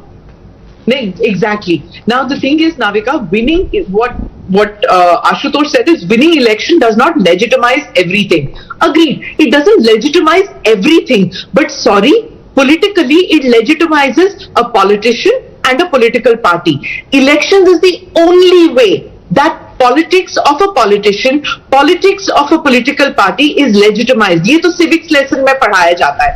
Rest all your politics is different. It's think tankery. Then you run a think tank, you run your website, you run your media house, you run your YouTube channel, or do that. That is different politics. But if you are a politician, then elections is the only way. And even Kejriwal realized that. He was doing his stuff. But that politics meant nothing. He had to get to electoral politics when he had to get to win elections and then prove a point. Otherwise, you're nothing. So I'm sorry to say that elections is not everything, and to say that we are winning hearts and minds. Hearts and minds is okay. You can do a Mother Teresa act. No, you can win hearts and minds like that. Or you can be an actor, you can be a singer, you can be a movie director, a music director. Kamruzaman Chaudhary. Today, if Rahul Gandhi is marching in the Bharat Jodo Yatra, is he not representing the Congress party? Does the Congress party not have a political electoral symbol? And if it is not in the business of, winning elections, then why is it raising? Why is it raising the money, the little money that it does, much lesser than the BJP? But then why is it doing that? Why? If election is not your business? Navika, just a few weeks ago, I believe I participated in one of your show where you were hammer and tongs against the Parivar Baad within the Congress party. Now when the Congress party is charting a new course with a new AICC president, now you are still behind after Rahul Gandhi ji. Rahul Gandhi ji is on a totally different mission which does not have any connection as of now with the organizational politics of the Congress party.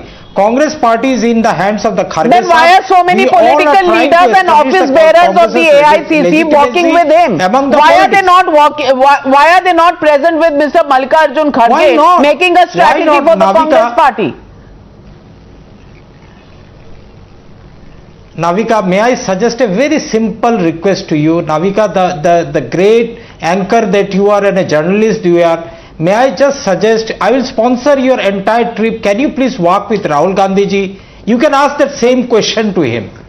Because I believe once you walk with Rahul Gandhi ji, much of your opinions, your thanks for your offer, but no thanks. My reporters have been going there, following this, and if I have to travel to walk with Mr. Rahul Gandhi, I don't know if he'll allow me to come anywhere close to him because he shuns us. He doesn't talk to us. We are probably not part of the Lutyens circuit. And secondly, my company can afford to pay for my travel for news coverage wherever I want. But Shehzad. Big disclosure. No, that's my personal thing. I am not speaking on behalf of the Congress party, ma'am. I am speaking on my personal behalf. Because you are asking a pointed question, so I said that question is meant for Rahul Gandhi ji to answer. So it's better that you ask the question to Rahul ji. Because you have got every right to ask Rahul Gandhi the questions, but you don't have any courage to ask Narendra Modi ji why demonetization was put in place in the first place. Okay, हो गया.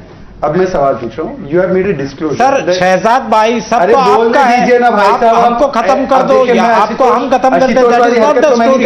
कुछ कड़ा सवाल है जिसका I want to update our viewers. We've been trying to get in touch with Mr. Ashutosh and he's not answering his phone calls.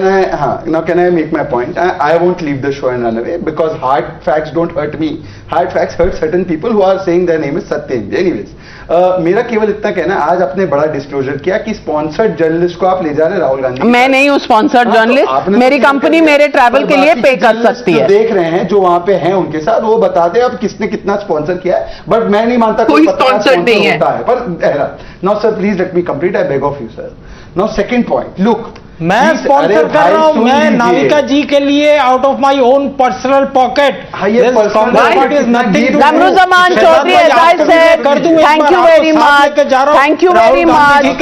Kindness, your kindness is appreciated. But let's come back to the main issue. When I need the kindness, I will be able to finance my own travels. Please, hopefully I won't need to get to a stage where I need your kindness. The debate is veering off. There are two fundamental points in this discussion. First, Rahul Gandhi is on this mission of Bharat Jodo, पर भारत टूटा हुआ नहीं है और भारत टूटेगा या भारत टूट रहा है ऐसा उनको क्यों महसूस हो रहा है? अगर हाँ, एक चीज जरूर है कि जिस प्रकार के भारत को और हिंदुओं को बदनाम और अपमानित करने वाले बयान आते हैं वो कांग्रेस के भीतर से आते हैं। तो if genuinely Rahul Gandhi wants to keep Bharat जोड़ो, then he must take action against those who are abusing Bharat.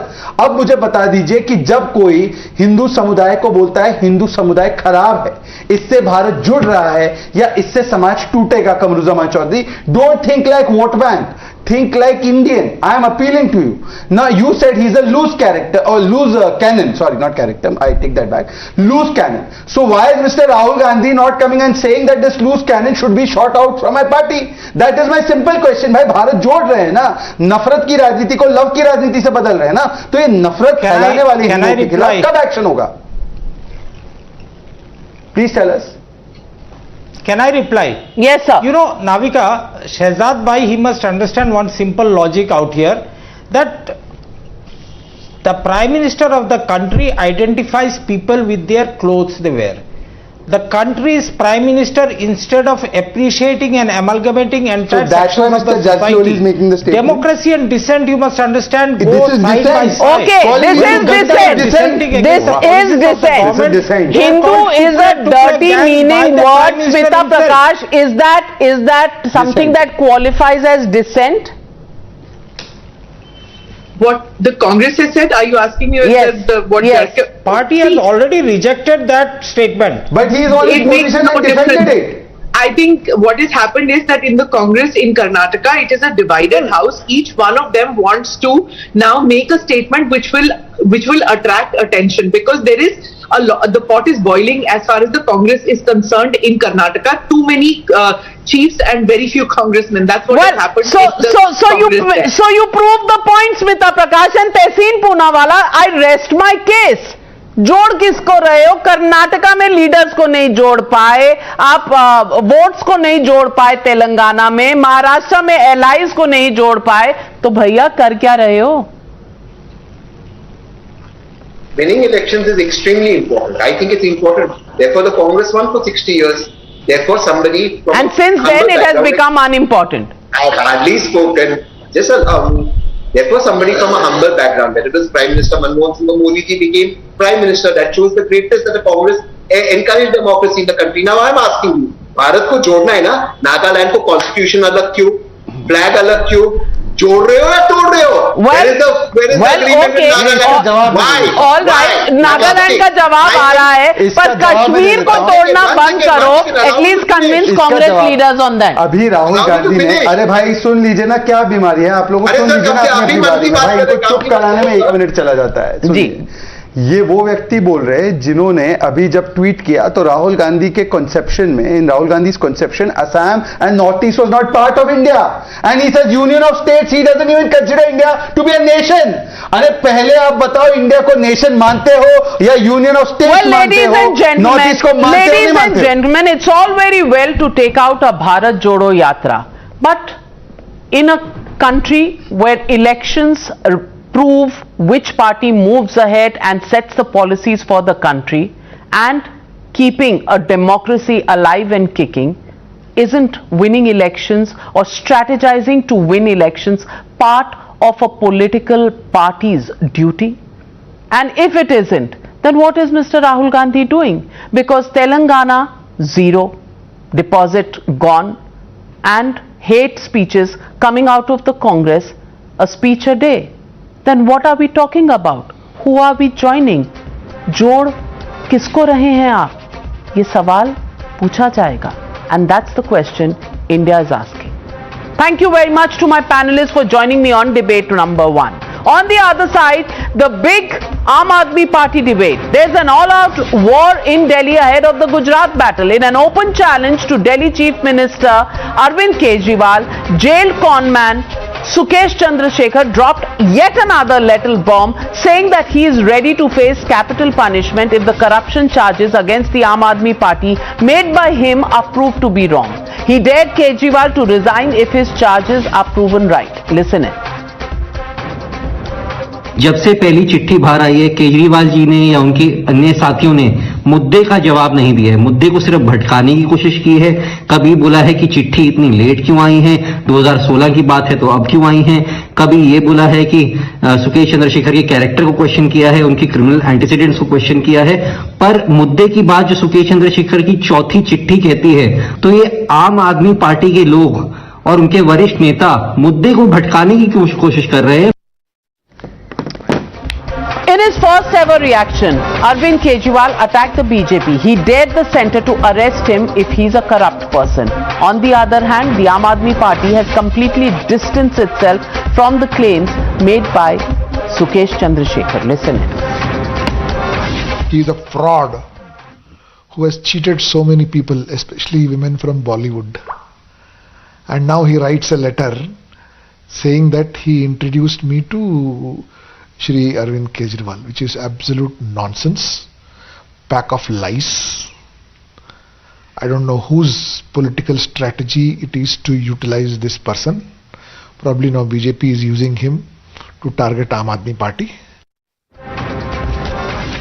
And joining me on the debate with Shehzad Poonawalla is Dr. Akashdeep Muni, political analyst, follows the Aam Aadmi Party pretty closely. I want to ask you, Shehzad Poonawalla, Mr. Arvind Kejriwal has dared the BJP that if you think he is so corrupt, why don't you arrest him? देखिए, पहले तो जब मिले 4 यार इन तिहार, तो क्या भ्रष्टाचार अपरंपार, वेदर इनसाइड तिहार और आउटसाइड तिहार, भ्रष्टाचार इनका शिष्टाचार. और इसीलिए आज AKVC, you know what is AKVC? Arvind Kejriwal vasooli company.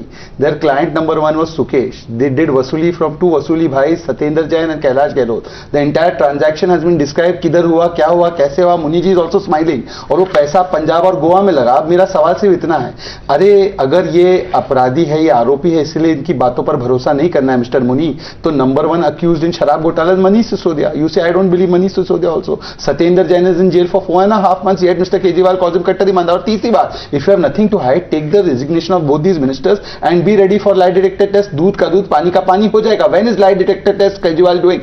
We should actually do it on times now. Navika ji, you should invite Arvind Kejriwal, let him take lie detector test with Satyendra Jain and Kailash Gahlot. We have thrown him an open challenge. Well, I don't know how to run the lie detector test, no, but Akash, done from a institution, but he can come on the channel and he can do, he's writing on other channels how many seats everyone gets live, so he can come and do lie detector test live here. Well, Dr. Akashdeep Muni, the question that is being raised is, should the Aam Aadmi Party prove the charges wrong, the charges that have been made by Mr. Sukesh Chandrasekhar?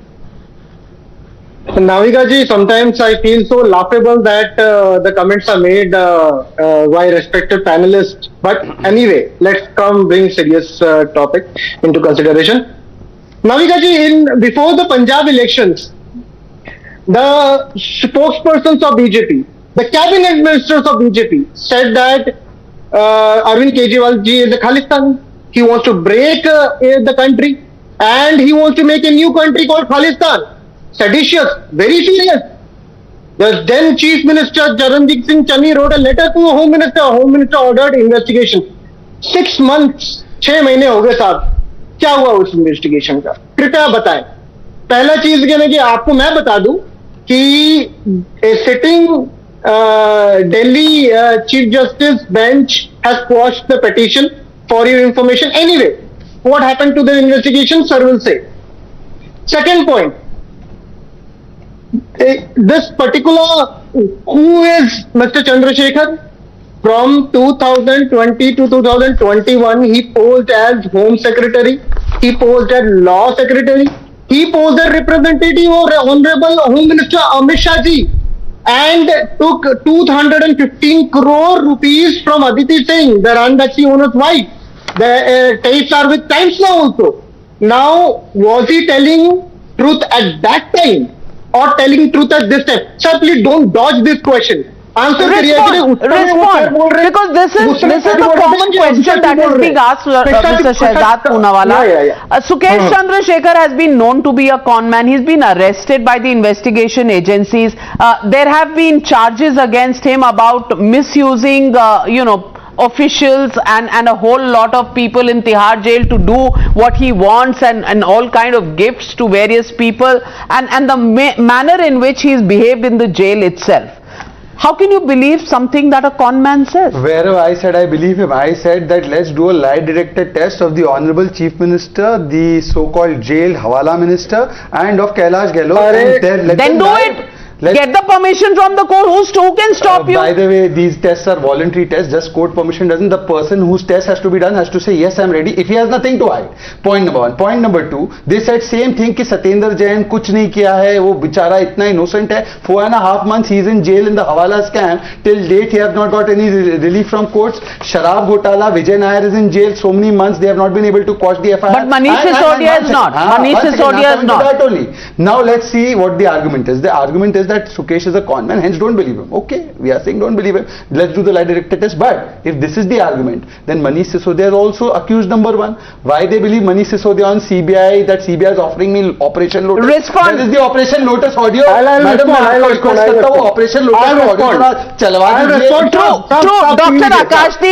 Dr. Akashdeep Muni, Manish Sisodia, other leaders of the Aam Aadmi Party have all said there was an attempt to buy MLAs. Till today, there has been no evidence on that has been brought forth. I want to ask you, if you're calling that Sukesh Chandrasekhar should not be believed, then why should the Aam Aadmi Party be believed when they have not produced evidence on the purchase of these MLAs? I'll answer my respected panelist directly. साहब आप बोल रहे हैं कि ना कि allegation लगा तो लाई डिटेक्टर टेस्ट हो जाना चाहिए. बहुत बढ़िया. वेपन स्कैम में 2000 लोग अरेस्ट हुए थे. ठीक है. एजुकेशन मिनिस्टर रिजाइन का उन्होंने किया था. क्या आपने लाई डिटेक्टर टेस्ट मांगा था शिवराज सिंह चौहान जी का? मांगा था? नहीं बताइए. आज बता दीजिए देश को कि कितना हिपोक्रेसी है कि अगर वहां पे हो जाए तो हम कोई लाई डिटेक्टर टेस्ट नहीं मांगेंगे. 52 people passed away in mysterious circumstances. I am not saying your SIT said, Madhya Pradesh SIT. साहब बता दीजिए आपने मांगा था? हाँ या ना? प्लीज एक बार हाँ या ना? हाँ या ना? मैं स्टार्ट करिए. हाँ या ना? रिस्पॉन्ड. अब देखिए आकाशदीप मुनि जी ने अपने आप को ही अपने आप का ही सेल्फ गोल किया. मध्य प्रदेश की एसआईटी तो स्टेट पुलिस के तहत आ रही है. मतलब अगर एसआईटी इतनी प्रामाणिकता से जांच करके दे रही है इसका मतलब हम कार्रवाई कर रहे. परंतु सुनिए, तिहाड़ जेल आता है दिल्ली सरकार के तहत और वहां पर बड़े बड़े लोगों के नाम हो रही थी और आपके मंत्रियों को प्रोटेक्शन दे रहे थे. इसलिए आज हम बताइए क्यों डरते हैं? नारिका जी आपको पता है ये वो अनुज जैन जी पर आरोप लगाया. माफी मांगी करके बात सकते भाई. बीच में मत बोलिए. बीच में मत बोलिए. एक मिनट आपने डॉट कर दिया. क्वेश्चन इसलिए बोल रहा हूँ. नहीं डॉट मत बोलिए. समय मेरा है. समय मेरा है. चलिए ठीक है. आप पहले बोल लीजिए मैं बोलूंगा एक एक करके. अरुण जेटली जी के ऊपर आरोप लगाया था, नाक रगड़कर माफी मांगी. ये इनका पास्ट है. गडकरी जी पर आरोप लगाया था, नाक रगड़कर माफी मांगी. हिमंता जी पर आरोप लगाया, हिमंता जी ने डेफोमेशन शूट किया. मैं कहता हूं अगर ये गलत है चार्ज तो आप डेफोमेशन क्यों नहीं करते? एक कोर्ट से राहत क्यों नहीं लाते? Why is Manish Sisodia, why is mister Kejriwal, why Satyendra Jain not filing a defamation suit because this is true and therefore you are giving excuses, running away? Akashdeep Muni, there are serious charges that are being made here about money that is being made in connivance with the prison officials, and these allegations are against Mr. Satyendra Jain. Important that दूध का दूध होना चाहिए, पानी का पानी. नहीं नाविका जी, I asked a pertinent question in my starting remarks that what happened when the three times sitting chief minister elected by the common man of this country, you said him to be a terrorist, a seditious person. What happened to that allegation? No, where have we said terrorist? एक बार बता दीजिए वो statement कहाँ है? Okay, आज मैं दिखा दूं नेता ने बताया अगर मैं कैबिनेट मिनिस्टर का स्टेटमेंट दिखा दूं, I don't please quote the statement you are referring to. He is a Khalistani. ये बता दीजिए, He is a Khalistani. Show the statement. Whose statement is it? इनका भी लाई डिटेक्टर टेस्ट कराना पड़ेगा। नो मेरे स्टेटमेंट दिखा दो भाई। इनका खालिस्तानी आपने बोला था कि नहीं बोला था? 8 बजे वाला नवभारत में चल रहा है लाई डिटेक्टर, ये यहाँ पर लगा दो आपके चैनल पे टाइम्स नाउ पे आपके स्पोक्सपर्सन आरपी सिंह ने बोला था, आरपी सिंह ने बोला था कि Kejriwal is Khalistan. RP Singh cabinet minister, RP Singh cabinet minister कब बने? ये तो लाई डिटेक्टर मशीन तो वहां पे बैठे झूठ बोलते हैं बबुआ। लाई डिटेक्टर फूट जाएगा, फूट जाएगा केजरीवाल जी और मुनि जी के नाम पर। ये बोले well the questions that are being raised here important if they can be proved. The question here is, what are we waiting for? Well, there are jail officials, the Delhi police under the center.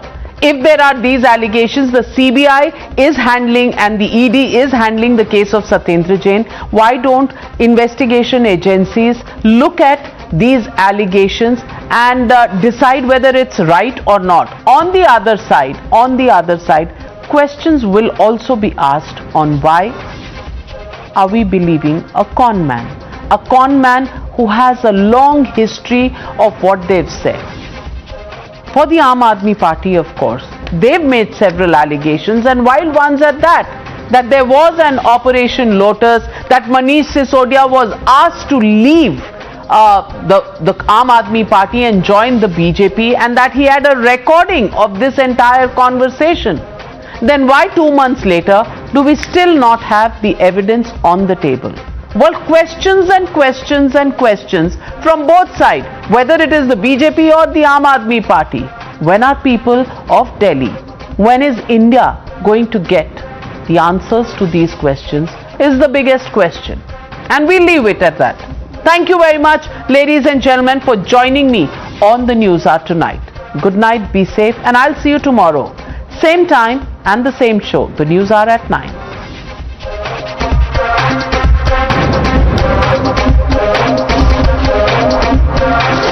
The News Hour at 9 will be right back after the break.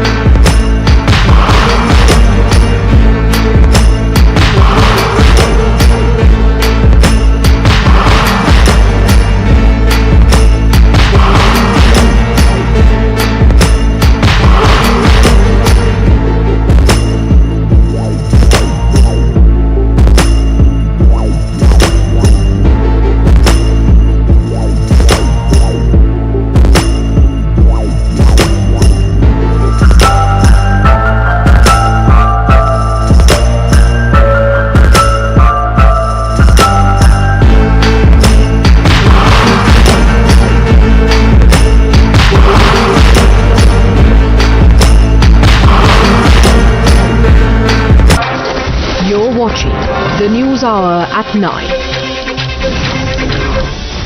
Prime Minister Narendra Modi unveils the logo, theme and website of India's G20 presidency today. After the inauguration of the G20 Indian logo, Prime Minister Modi said that India chairing G20 from December 1st is a historic moment for the nation, says logo represents the theme of Vasudhaiva Kutumbam.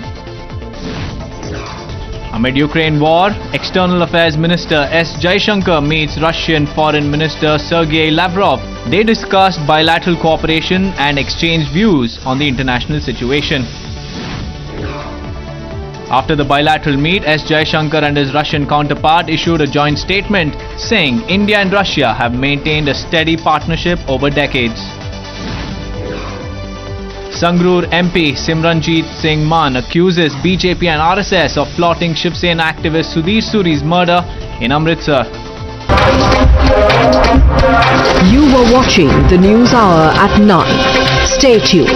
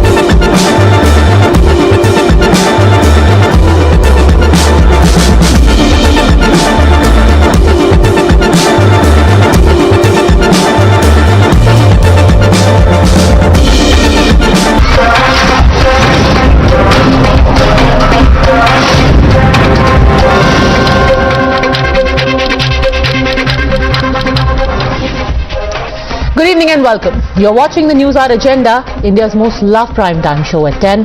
I'm Padmaja Joshi. Tipu Jayanti and the Karnataka elections are both just a few days away. It's hardly surprising then that Tipu Sultan has entered the political landscape of Karnataka yet again. The AIMIM today submitted a memorandum asking that they be given permission to celebrate Tipu Jayanti in the Eidgah Maidan where earlier Ganesh Chaturthi celebrations were held. The party has said that they will go ahead with the celebrations come what may. In its memorandum, the AIMIM said that Tipu Sultan was a legendary fighter and a true patriot. And since he strove for the unity of all religions, the celebration of Tipu Jayanti will enlighten youth about Tipu's bravery and sacrifice. Their final contention is, if the same place can host Ganesh Chaturthi, then why not celebrate Tipu as well? हम लोग ईदगाह मैदान में हजरत टीपू सुल्तान का सालगिरह बनाने के लिए हम लोगों ने परमिशन पूछा है कॉरपोरेशन कमिश्नर और मेयर से। परसों जो यहाँ पर गणपति का त्यौहार हुआ था, यहाँ पे 3 दिन के लिए गणपति रखने के लिए परमिशन दिए थे कॉरपोरेशन कमिश्नर। उसी तरह शहीद हजरत टीपू सुल्तान उनका सालगिरह बनाने के लिए ईदगाह मैदान में हम लोगों को परमिशन देने के लिए हम लोगों ने पूछा है। वो लोग परमिशन दे या ना दे, हम लोग हजरत टीपू सुल्तान का जो सालगिरह है ईदगाह मैदान ये बनाएंगे इंशाअल्लाह। Now, with the issue being an extremely touchy one, especially in Karnataka, all parties are very wary of touching it even with a barge pole. But most are left wondering about the utility of the Tipu debate being reintroduced just ahead of elections. Is it a surefire way of shaping the discourse in Karnataka again, or an attempt to try and polarize? You're watching the News Hour at 10.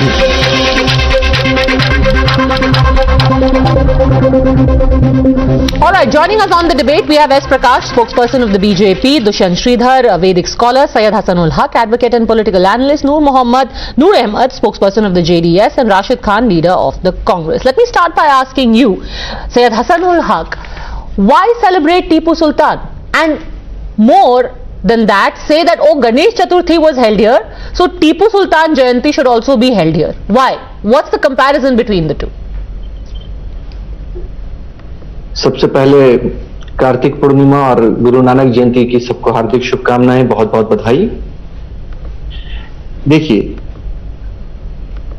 Tipu Sultan जी एक महान स्वतंत्रता सेनानी थे जिन्होंने हिंदुस्तान की सरजमी के लिए, अपनी सरजमी के लिए जान कुर्बान की, देश के नाम जान कुर्बान की। और उन जैसे महान स्वतंत्रता सेनानी उनकी अगर जयंती मनाई जाती है तो हम हो, आपको या कोई भी हो धर्म विशेष, उस पर किसी को जो है आपत्ति नहीं होनी चाहिए। जैसे भगत सिंह, महात्मा गांधी, राजदेव, ये सब इन लोगों के हमारे स्वतंत्रता सेनानी है, इनकी अगर कहीं पे भी अगर जयंती मनाई जा रही है तो हमें कोई आपत्ति दर्ज नहीं करानी चाहिए। आज ईदगाह में जैसे बेंगलोर के अंदर वो कह रहे हैं अगर वहां पे अगर है कि हम जयंती मनाना चाहते हैं तो ये गलत तो नहीं है कुछ। अगर ये गलत इसलिए है सर क्योंकि ऑलरेडी कर्नाटका में सरकार ये फैसला ले चुकी है कि टीपू जयंती नहीं मनाई जाएगी।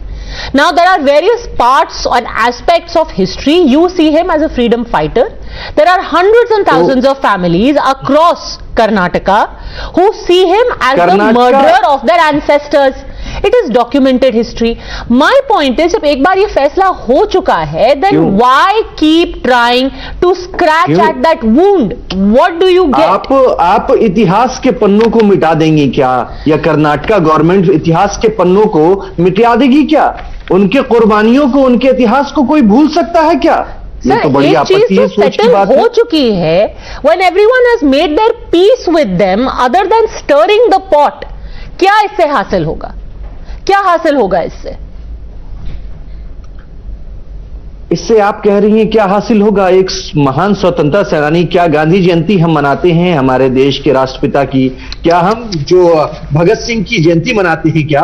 तो इससे हमें कुछ, इससे तो लोगों को, युवाओं को जज्बा मिलता है, जोश मिलता है। सैयद हसन आप महात्मा गांधी का अपमान कर रहे हैं to compare him to somebody like a Tipu Sultan. How can you compare आप कह रही हैं Tipu the Sultan father of the nation to Tipu Sultan? पे कुर्बान की। Sir, a man who has been documented himself writing letters. Bhagat Singh, आप टीपू सुल्तान से गोडसे को कंपेयर करेंगे आप, या फिर ये लोग करेंगे टीपू सुल्तान से गोडसे को करेंगे? अब गोडसे जयंती अगर कोई मनाता अगर है उसकी, तो हम कहेंगे उसके खिलाफ हमें। सर, हर डिबेट का एंड गोडसे पे नहीं हो सकता ना।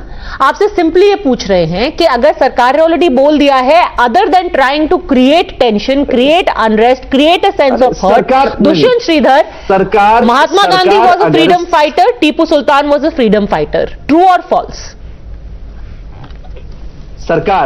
सरकार अगर चाह रही है, just a second. Namaskaram. Let's get some facts right. Yes, Dushyant Sridhar.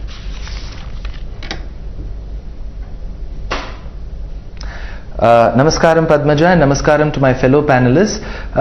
Very beautifully the panelist before me has stated that Gandhi Jayanti should be equated to Tipu Jayanti.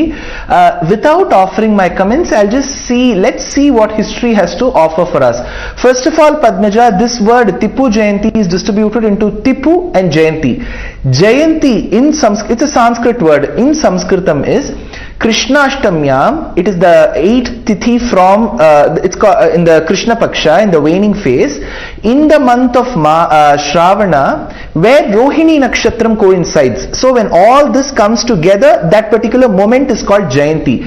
Today we are so bereft of our knowledge in languages that any birthday is called Jayanti. One. Second thing, I'll just read out this line very quickly. Tipu Sultan's letter to Abdul Qadir dated 1788 states, over 12,000 Hindus were honored with Islam. No Nambudri Brahmin should be spared. 1788 December letter written by Tipu states, I am sending 2 of my followers with Mir Hussain Ali. Along with them you should capture and kill all Hindus. Those below 20 years may be kept in prison and 5,000 from the rest should be killed by hanging from tree tops. Tipu's letter dated 1790 to Syed Abdul Dulai states, with the grace of Prophet Muhammad and Allah, almost all Hindus in Calicut are converted to Islam. Only on the borders of Cochin state a few are still not converted. I am determined to convert them also very soon. I consider this as jihad to achieve that object. Letter dated 1790. In a letter to Ranmast Khan, the Nawab of Kurnool, Tipu states that I have taken charge of 40,000 Kurgis as prisoners and incorporated them into my army. He gloats about killing the Iyengars of Melkote. He says that, in fact, Padmaja, I think in a publication dated 1969 in Lahore, it states that Tipu Sultan has achieved his mission of converting and killing so many Hindus. Well, yes, he is a freedom fighter and he has done wonderfully for the unity of all religions. And all of us should get together to celebrate the very holy Tipu Jayanti. Go on, respond, Syed Hasanul Haq. And while you may see one aspect of the person fighting against the British, you just need to go to one part of Karnataka which is known as Melkote and go around the time when Diwali is celebrated in all of the country. There Diwali remains completely dark because they remember it as the day when their ancestors were butchered by the man you glorify as the Mahatma. को panelist मेरे बैठे हुए हैं यहाँ पे, उन्होंने जयंती के बारे में कहा। सबसे पहले हिंदुस्तान है हमारा, ये ठीक है, हिंदुस्तान में आप उसको आप कहिए आप यौम पैदाइश मनाई जा रही है उनकी हो या जयंती मनाई जा रही हो, ये अल्फाज एक ही हैं। दूसरी बात है, क्या ये व्हाट्सएप यूनिवर्सिटी से पढ़ के बोल रहे थे क्या? आप गोडसे जैसे लोगों पे आप कैसे आप कह रहे बात कर रहे हैं? आप टीपू सुल्तान के बारे में आप कह रहे हैं एक महान स्वतंत्रता सेनानी जिसने अंग्रेजों से लड़ा, Hindustan It exists in Karnataka. I have been there. It is very unfair. आप किसी को भी इस तरीके से बोले। आप कभी गए हैं मेलकोट नाम की जगह पे? आप कभी गए हैं क्या मेलकोट नाम की जगह पे? कैसे बोल सकते हैं? अरे मैं आपको बता रही हूँ ना, I can tell you from personal experience, मैं गई हूँ। वहां पर फैमिलीज हैं जो कि कह रही हैं, 1500 से ज्यादा फैमिलीज हैं जो कि कह रहे हैं कि 18th सेंचुरी में दिवाली के पहले Tipu Sultan had rounded up all of the Brahmins in that town and set them on fire while alive. They were killed, they were murdered, and they are saying it. It's in their family history. आप जाके लोगों से बात कीजिए ना, आप WhatsApp पे क्यों भरोसा कर रहे हैं? व्हाट्सएप यूनिवर्सिटी के पढ़े हुए हैं। अरे भाई वहां पर लोग बैठे हुए हैं who have documented their history. What are you talking about WhatsApp? बोल सकती है? It's their life. कैसे अगर कोई अपने अगर धर्म को अगर है, कोई अगर शख्स अपने मन से अगर किसी धर्म को अगर मैं अगर चाहूंगा किसी धर्म को फॉलो करना अगर है, किसी धर्म को बदलना, आप में कह देंगे कि फलां ये बैठे हुए हैं जो बैठे हुए हमारे ये जिहादी हो जाएंगे, ये आतंकवादी हो जाएंगे? सर मैं तो कोई धर्म बदलने की बात ही नहीं करी, मैं तो आपको बता रही हूँ कि वहां पर people were rounded up and killed simply because of who they were. Quick response from Dushyant Shridhar. स्वतंत्रता सेनानी थे, उनकी जयंती मनाना, हम सबको उनकी आदर सम्मान करना हमको चाहिए। Alright, very quick response from Dushyant Shridhar, then I want to bring in, yes. Just a quick intervention. Yeah. Padmaja, I don't know if people do respect history and evidences. Tipu's letter dated 1790 to Syed Abdul Dullah. It's no third person who's stating it. It's a historical evidence where Tipu himself is gloating. He says, by the grace of Allah, almost all Hindus in Calicut are converted to Islam.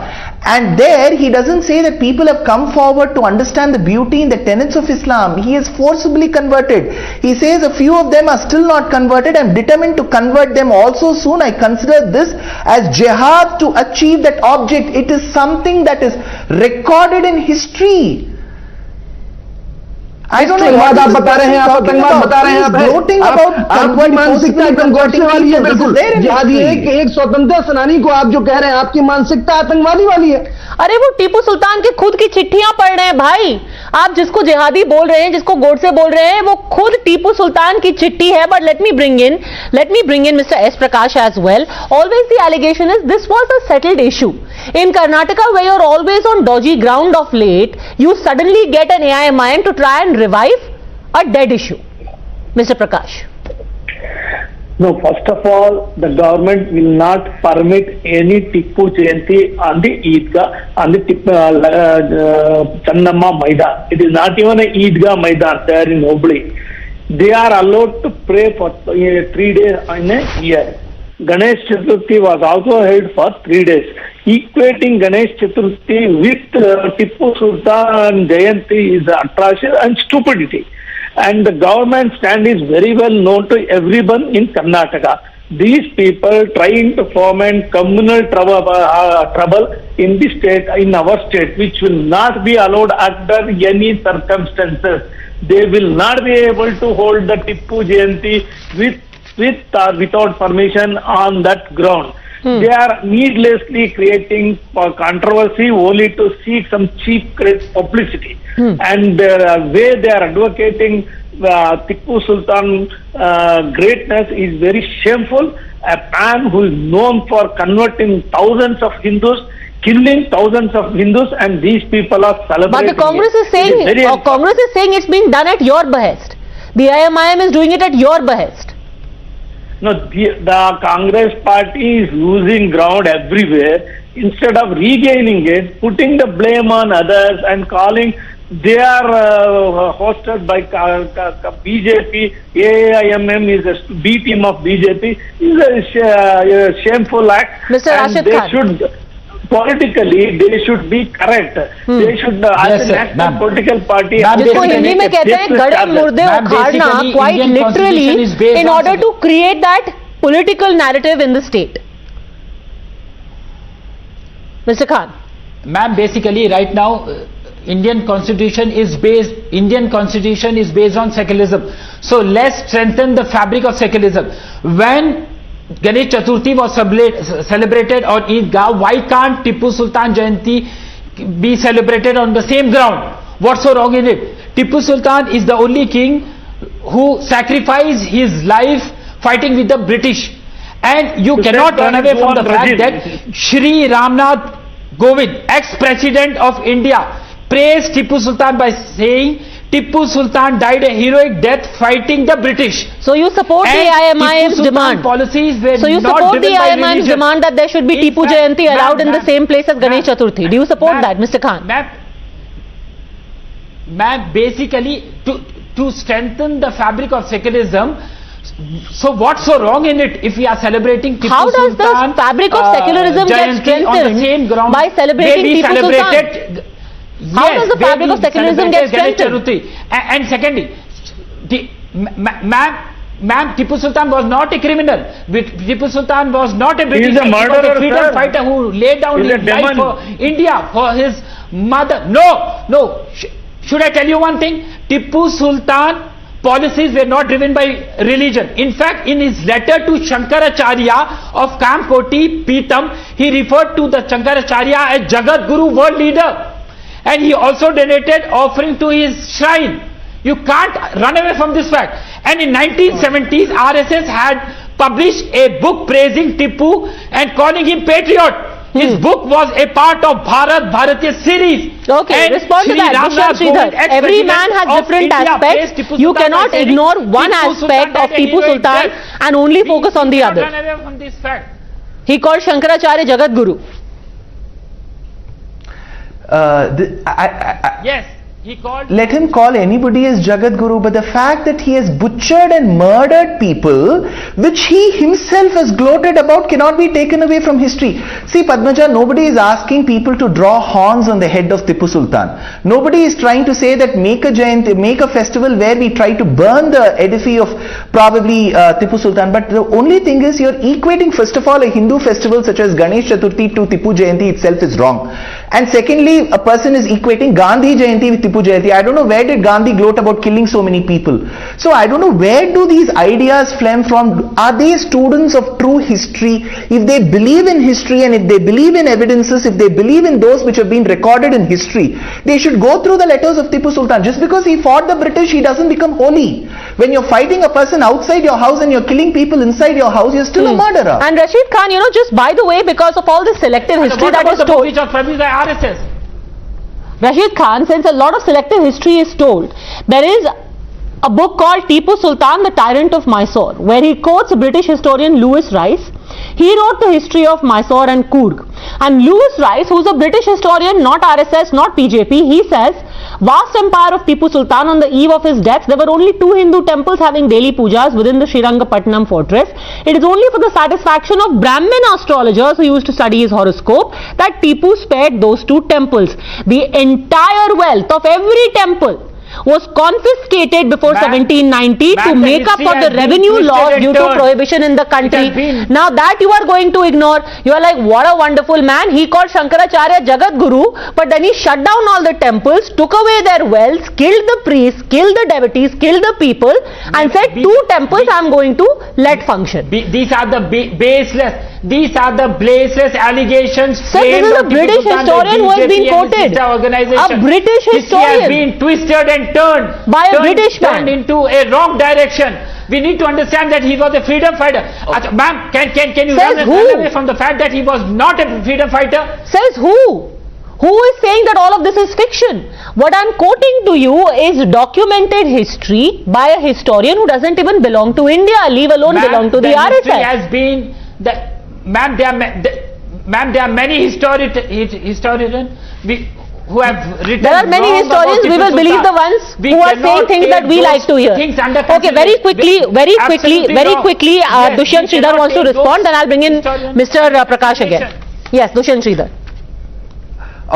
So he says that history has been twisted. I'm just quoting historian Khan Hussain Ali Kirmani, who quotes the stone inscription in Srirangapatnam near Mysore written as the words of Tipu Sultan. Here goes the line. O Almighty God, dispose the whole body of Kafirs, the infidels, scatter their tribe, cause their feet to stagger, overthrow their councils, change their state, destroy their very root, cause death to be near them, cut off from their many means of sustenance. This is what Tipu has said. Prayed to the Lord for the Hindus to be killed. Sayyid Hasanul Haq will say, did you get it on by WhatsApp? A historian called Khan Hussain Ali Kirmani. This is a stone inscription which has been Sayyid Hasanul Haq's possible answer to that would be, did you get it on WhatsApp? Because everything that is not palatable is WhatsApp.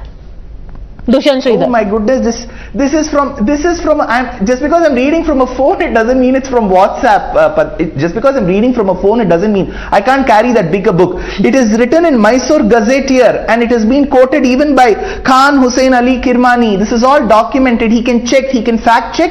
If he feels that what I'm stating is wrong, baseless, he has the absolute right to correct me. I will come on the show such as this and I'll apologize. I have Mr. no Noor problem. Ahmed, is it not just better to let some sleeping dogs lie? In a contested history, especially when that history is an extremely painful one, why can't you just let it lie? What is achieved by going back again and again and resurrecting this ghost of Tipu?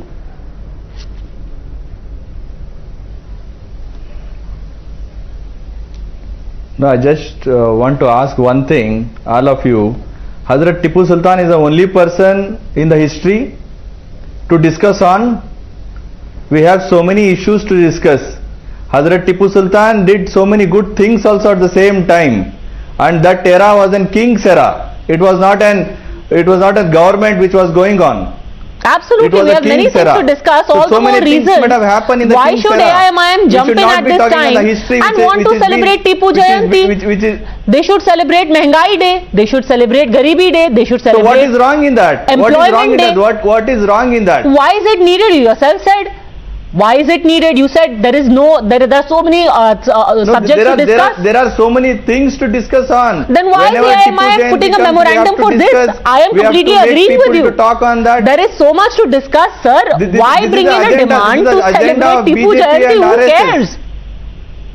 Who cares about this man other than those who want to keep hanging on to his coattails and his name for whatever benefit is going to accrue to them? Who cares about Tipu anymore to celebrate Tipu Jayanti? Mr. Noor? No, I don't know about who cares or who don't, but there are people who care about Hazrat Tipu Sultan also. Why? We cannot just displease the people who care about Hazrat Tipu Sultan. But when there are people who are deeply hurt by it, who stay in Karnataka, who are saying please let it go, the entire Jayanti has been scrapped, which was earlier celebrated by the Congress. Just let it be. What kind of politics is this, Mr. Noor? No, it is a politics of BJP. Whenever they feel like they go and enjoy the Hazrat Tipu Sultan Jayanti. Mr. Yediyurappa, Mr. Jagdish Shettar, they themselves enjoyed the Hazrat Tipu Sultan Jayanti. There is a proof for that. Now there is elections in Karnataka. For that reason they are bringing these kind of issues just to polarize the things. Okay, respond. Mr. Prakash. Didn't they know that Mr. Yediyurappa had no problem putting on a Tipu cap. Now suddenly you are all anti-Tipu because it doesn't suit you.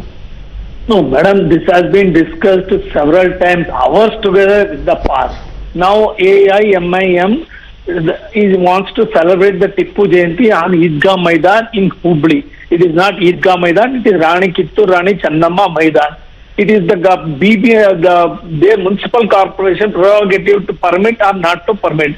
The government has not banned celebrating some individuals Tipu Jayanti, but it will not be allowed on the government property, corporation property. Come what may, these people trying to create communal wedge in Karnataka just because election is round the corner. The government will not allow law and order to be Mr. Rashid Khan, you want to celebrate in your office, not on government property. Mr. Rashid Khan. No, so what's so wrong in it? First you tell me one thing, that is Tipu Sultan was a freedom fighter or not? Congress my question to you, was Tipu Sultan a freedom fighter or not? We will not. Did he lay down his life for his motherland or not? First my question, answer to my question first. Do you think that he is somebody who killed many Hindus? Did he fight with the Britishers or not? Yes, ma'am. No. Did he kill Hindus or not? Did he fight with the Britishers or not? But did he kill Hindus or not? Was he killed by Britishers or not? Did he kill Hindus or not? Britishers ruled us for 200 years. You cannot. Hindus who lived in Karnataka, a state that you belong to. No, this is a wrong allegation. So that part of history you have decided to cancel. You don't like it, you will not believe in it, you cancelled it. Wrong allegation. It is over. That history never existed. No. This is a wrong allegation. This is wrong allegation. It's not allegation, it's history. Britishers ruled India for 200 years. He was the only king who fought against Britishers at that time. So did he break temples and confiscate their property? Yes or no? Bhagat Singh Jayanti, when we celebrate Gandhi Jayanti, why can't Sir, we did he break temples and confiscate their property or no? Secularism. No, on your property you celebrate, not on the government property. You will not be allowed to do. Framed on Tipu Sultan. History has been twisted, turned. Okay, so the only history that you're willing to accept is the one where he is only unique character. He's only one side of his character, which is you want to remember him as a freedom struggle fighter, a freedom fighter, but everything else which is the unpalatable part of his personality, you have decided to cancel it out altogether.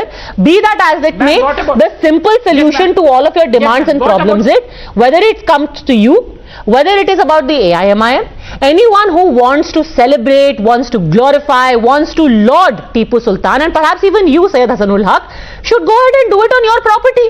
Why seek any celebration on government property? Do it in your house. So they can also do it in the Congress party office. Let Hubli Haridwar Municipal Corporation decide, take the final call. एक चीज सीधी बात है, सीधी सी बात है कि टीपू सुल्तान मरहूम अलैहि रहमा, उनके और उनके जैसे जो वीर जिन्होंने धरती के लिए मातृभूमि के लिए अपनी जान को कुर्बान किया, उनकी अपमानजनक, उनके लिए भ्रम फैलाने वाले लोग वो वही है लोग हैं जो कहा जाता है कि अंग्रेजी में अंग्रेज चले गए औलाद छोड़ गए। वो उन्हीं की औलादे हैं जो यहाँ जो है अंग्रेज आरएसएस की औलादे, ये लोग जो है भ्रम फैला रहे हैं और महान स्वतंत्रता सेनानियों के खिलाफ भ्रम फैला के और ये हिंदुस्तान के हिंदू मुस्लिम को बांटने का काम कर रहे हैं। टीपू सुल्तान के बारे में आप not on the government property. We will not allow. Funny thing is, आप कह रहे हैं कि अंग्रेज चले गए, अपनी औलाद छोड़ गए, पर जो अंग्रेज चले गए हैं उनके हिस्टोरियन भी यही कह रहे हैं कि टीपू सुल्तान मंदिरों को खाली करके उसकी सारी जायदाद अपने पास रखते थे और फिर उनको तोड़ देते थे।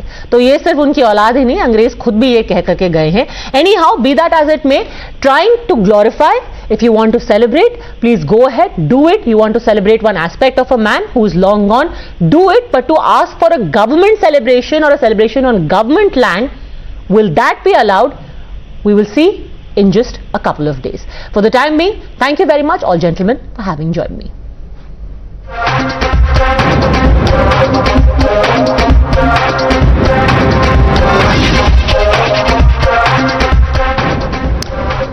Okay, big news coming in about the BJP ticket distribution in Gujarat, and what we are learning from our sources is that 20 to 25% BJP MLAs are likely to lose their tickets in Gujarat. Many senior MLAs are also set to lose their tickets. Among those who are likely to get tickets are Alpesh Thakur and Hardik Patel, who have recently joined the BJP. But who are these people who are going to lose their tickets? बहुत बड़ी बात है कि अभी भी कई senior ऐसे विधायक हैं जिनके टिकट कट सकते हैं। रविकांत, कौन से नाम चर्चा में है जिनका पत्ता कट सकता है? देखिए पद्मजा, पिछले 2.5 घंटे से जेपी नड्डा के आवास पर यह बैठक चल रही थी और ये बैठक अब से कुछ ही देर पहले खत्म हुई है। सूत्र ये बताते हैं कि पूर्व मुख्यमंत्री विजय भाई रूपाणी का जो टिकट है वो काटा जा सकता है। नितिन पटेल का जो नाम है उनके भी टिकट कटने की पूरी संभावनाएं जताई जा रही हैं। इसके साथ ही कांग्रेस पार्टी से जो पाटीदार आंदोलन के समय और लीड कर रहे थे वो नेता जो बीजेपी में आए हैं उनको टिकट दिया जा सकता है, ऐसी संभावनाएं जो है वो बनी हुई हैं। सूत्र ये बता रहे हैं कि हार्दिक पटेल और अल्पेश ठाकुर को भारतीय जनता पार्टी उम्मीदवार बना सकती है। इसके साथ ही जो क्रिकेटर हैं रविंद्र जडेजा, उनकी पत्नी को भी चुनावी मैदान में भारतीय जनता पार्टी उतार सकती है और लगभग 2 दर्जन से ज्यादा रैलियां जो है वो मांगी गई हैं स्टेट यूनिट की तरफ से। केंद्रीय नेतृत्व से कहा गया है कि प्राइम मिनिस्टर की सबसे ज्यादा रैलियां हमें मिलनी चाहिए। उसके बाद नंबर 2 पर आते हैं यूपी के मुख्यमंत्री योगी आदित्यनाथ, जिनकी रैलियों की डिमांड सबसे ज्यादा है। तो कल केंद्रीय चुनाव समिति की फाइनल बैठक होने जा रही है जिसमें प्रधानमंत्री भी हिस्सा लेने वाले हैं और उस बैठक के बाद भारतीय जनता पार्टी आधिकारिक रूप से अपने पहली लिस्ट जो है उम्मीदवारों की वो जारी कर देगी। Very big news, बहुत बड़ी खबर रविकांत हमें दे रहे हैं। The inside details of what is being decided as far as the ticket selection is, ticket distribution is concerned in Gujarat. The big takeaway is Ravindra Jadeja's wife may be fielded, Hardik Patel, Alpesh Thakur may be fielded, and that Vijay Rupani and Nitin Patel may not find a place in the list of candidates. Very interesting.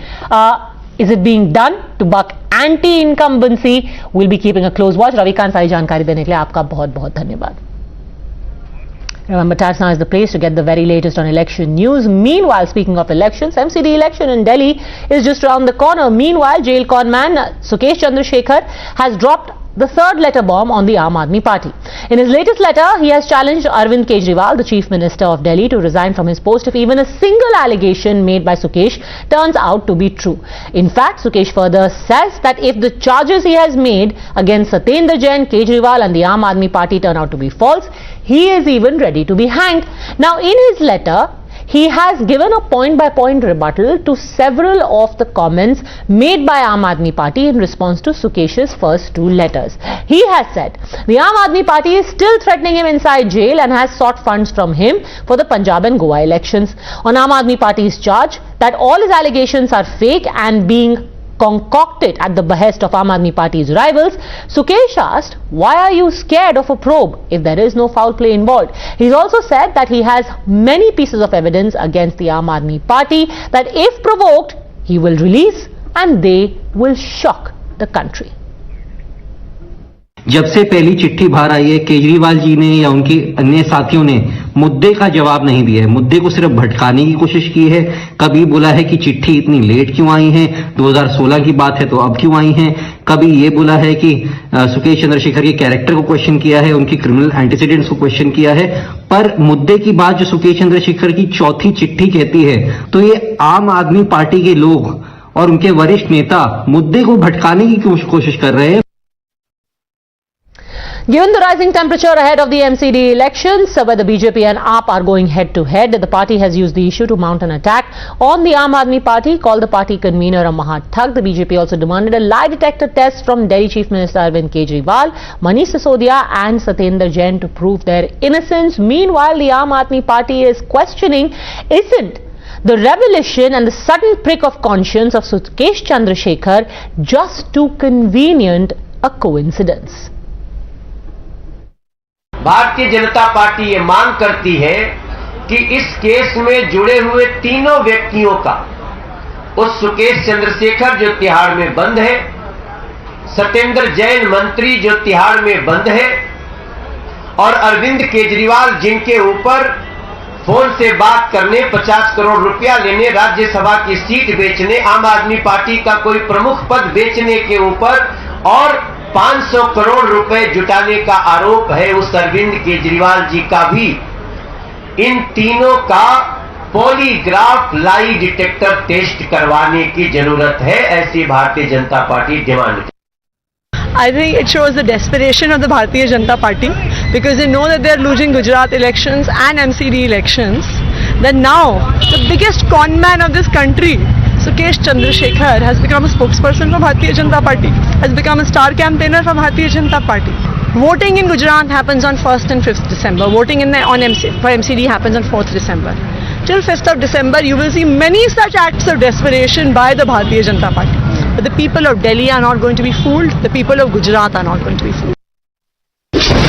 You're watching the News Hour at 10, debate number 2 on Times Now, Super Prime Time. Dr. Suman Siraman, Professor D.K. Giri and Huda Zariwala, political analysts, join us along with Tushar Gupta, senior editor of Swaraj. But my first question is to Charu Pragya, spokesperson of the BJP. Why are you so convinced of Sukesh Chandrasekhar? Is he your party spokesperson? So, Padmaja, I heard the exact same line from Atishi just now. The fact is that it doesn't matter who Sukesh is. What is important is what he is saying. What is important is the kind of evidence he is ready to furbish against the Aam Aadmi Party.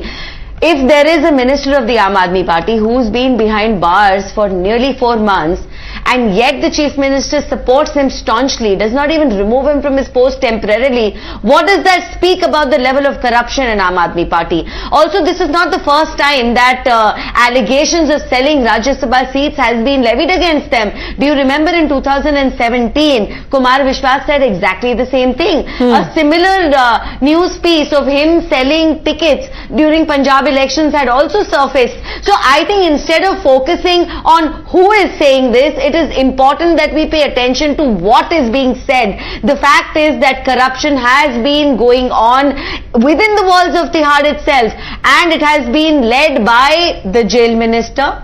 It is being supported by the Chief Minister, and till today, instead of dilly-dallying, they have not been able to furnish anything which speaks strongly in their support. And Sukesh is talking on facts. And there is CCTV in the jails. How can that be denied? Why is Mr. Kejriwal attending parties of a person that he? But do you have the CCTV? Have you seen? No, I don't. But I am very certain that. No. Tell me something. If this was not the case, have you heard anybody deny it? Has one person from Aam Aadmi Party denied the fact that Kejriwal attended his party? Satyendra Jain visited him in jail? Not at all. They don't even talk about it. They accept it as a given. They talk about things to deviate and distract instead of focusing on the issue at hand, which is about extorting 500 crores, which is about making one man who is sitting behind bars pay 50 crores to their leaders to support their corruption, to fund their illegal activities. Okay. Dr. Suman Siraman, now the fact remains that among the people against whom allegations have been made was the then DG Tihar Jail, Sandeep Goyal. The man you will see on your screen in just a second, he's also been accused of being a conduit for the money. He was subsequently transferred. So, dal mein to kuch kala hai, Dr. Suman Siraman. And now the Bharatiya Janata Party is saying that you please do a lie detector test. Or else they threaten to put out more pictures. Sukesh Chandrasekhar is saying, I will put out more pictures which will embarrass you and the Aam Aadmi Party very much.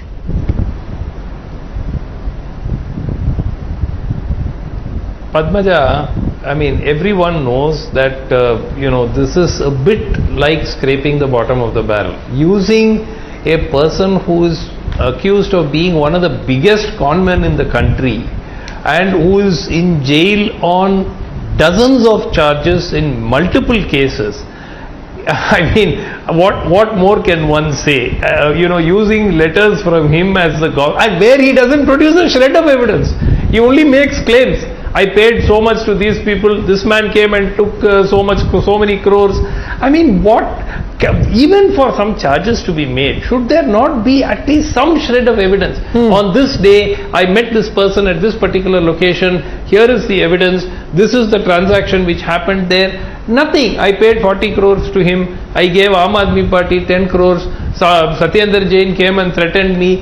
I mean, for God's sake, why are we even wasting time in debating this Charu issue? Pragya, Except seems just that it too helps convenient. to sort of Suddenly throw there is some this more man mud who on has the not Aam got Aadmi remotely Party. anything to do. Till now he was in the news because of his dealings with Jacqueline Fernandez, Noora Fateh, and suddenly he has an Aam Aadmi Party angle. Maybe Padmaja, maybe there is a deal to let him off the hook easily. No, so again, Padmaja, I am saying let's focus on the facts.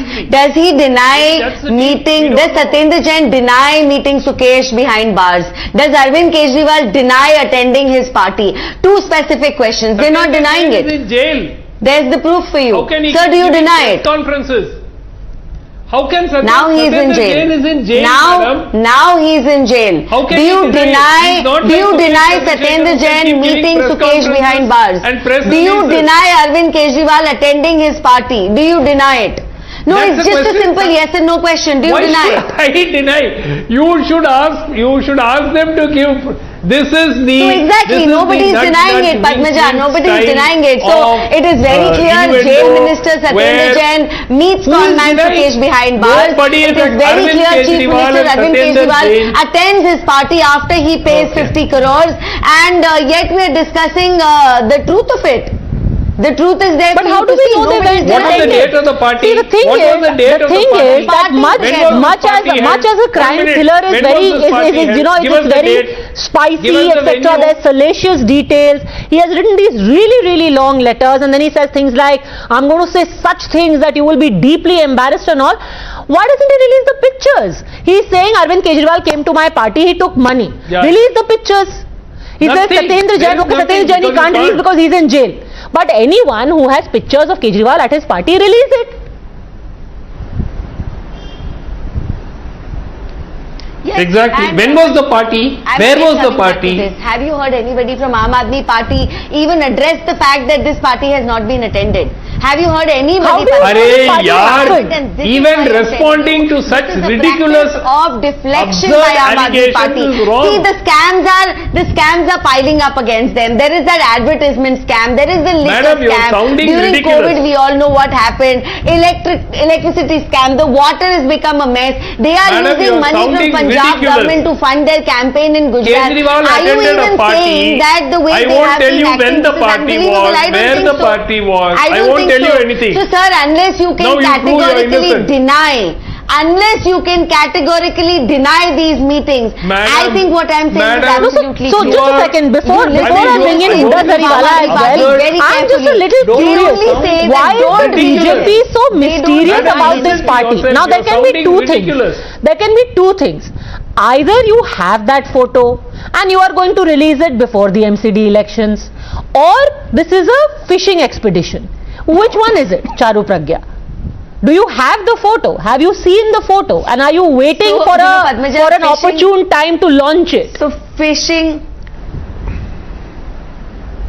I won't tell you when the party goes on. They are the ones who shoot off their mouths, tell these lies, and when they are taken to court, they turn around and lie because they have been found to be defaming people. This is not BJP's work. This is only Aam Aadmi Party and their modus operandi. So let me just ask you this as a counter, Huda Jariwala, because of this very enigmatic reply that the BJP always gives, if tomorrow there is a picture, right now you scoff at the charges, say where is the picture, what is the party, we don't believe in it.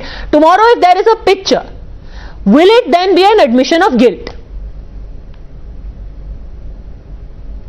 Okay, let's assume, just for the sake of assumption, so far there are no pictures, so far there is no truth to the allegations there, right? Let's assume if there's a picture, and I repeat, based on mere assumptions, there are hundreds and thousands and lakhs of people who meet Arvind Kejriwal ji, who meet Dr. Satendra Jain. These are public figures. I mean, mere pictures. Can that really be proof to anything? Assuming that we have pictures. As of now, all of this is based on the words of a conman who has time and again proven that his allegations, his words hold no truth in the matter whatsoever. So why are we even, wasting time and energy on a topic which makes absolutely no sense? Because at the end of it all, this is a man sitting in Tihar jail, putting allegations one after another, and every letter has something different and new, added on to his previous allegations. I mean, why, if he has... But let me quote to you now an example, ma'am.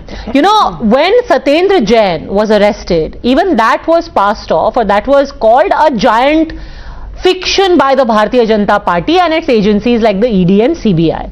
Now, subsequently, Satendra Jain has been in jail since May. That makes it May, June, July, August, September, October, November. It's almost 6 months plus he's been in jail.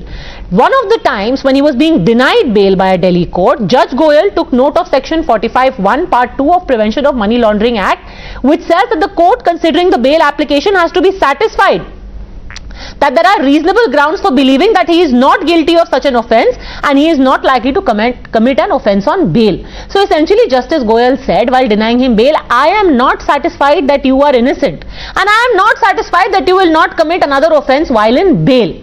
Now here is what was said when Satendra Jain was arrested. He should be given an award, he should be given a Padma Bhushan, and that he is Kattar Imandar.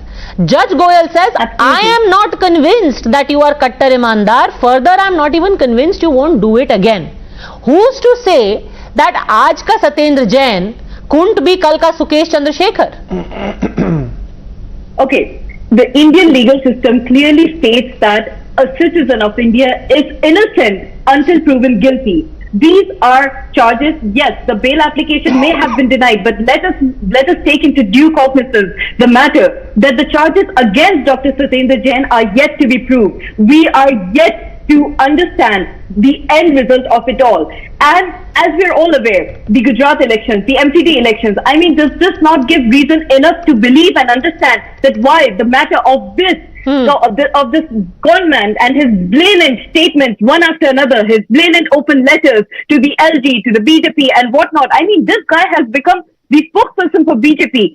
Does the BJP really need a conman backing them? Does a BJP, a party as magnanimous, as giant as the BJP, do we really have to, rely on this conman's word? And if there is any truth to his matter, let him bring the proof. Magnanimous BJP is using Sukesh as a crutch, Tushar Gupta.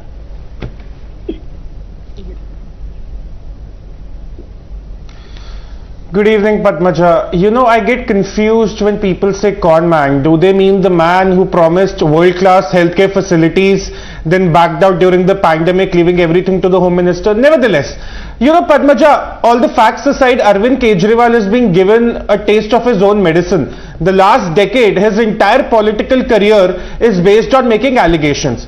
Now, what Sukesh is writing from the jail, let's dismiss it as opinion for 1 second, for the sake of argument. What are the facts that are available with us? That the excise policy was withdrawn by the Delhi government as soon as an investigation was ordered. That the excise policy was supposed to generate more revenue for the government, which it did not. That Satendra Jain was hailed as a great leader by Arvind Kejriwal for Bharat Ratna and whatnot, but he was denied bail by the court. And a close aide of Manish Sisodia has turned a prover, and he would be soon before the court next week. These are the 4 facts. So even if I were to dismiss all the 3, 4, 5, 6 of the future letters from conman Sukesh, how do I stop seeing the other facts that are on the ground? Now the Aam Aadmi Party says this is about the MCD elections, this is about the Gujarat elections.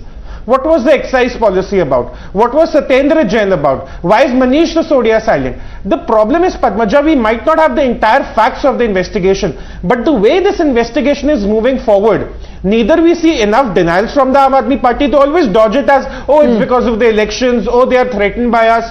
neither we see enough defense from the Aam Aadmi Party, neither we are seeing that whole charade of honesty that was presented to us for the last ये झूठा है, ये चोर है. moment the Aam Aadmi That is their defense. Their defense is ये आदमी झूठा है, ये चोर है, कोई एविडेंस नहीं है, ये बकवास कर रहा है. Sorry to put it very crudely. Padmaja ji, Padmaja, if Kejriwal is to be believed, every second person in India is a chore for the last 10 years. I mean, who's that one person in the BJP or the Congress or any other party that Kejriwal has not called a chore in the last 10 years? How do you take anything from his or his party at face value? Okay, Professor D.K. Giri, here's the thing. You know, you keep saying where is the photo, where is the picture, where is the picture. Now, here is a man named Dinesh Arora. Dinesh Arora has agreed to be made a witness under CRPC 306. And here is what Dinesh Arora has said while being questioned by the CBI. The CBI has said on its own in court, though accused has been named in the FIR, he has disclosed about transaction of ill-gotten money through Hawala channels, operators by accused persons, and he has also disclosed about the role of public servants in above conspiracy in furtherance of which some undue favors were extended by public servants to other accused persons. This is what the CBI said in court on the 27th of September. इनके साथ तो photo भी है और photo एक ही की नहीं है, सबकी है. और ऐसा नहीं है कि कोई पार्टी की कोई समारोह में थे, वो तो उनके रेस्टोरेंट चीका में सबके सब है. Is this also suppose to be a public gathering?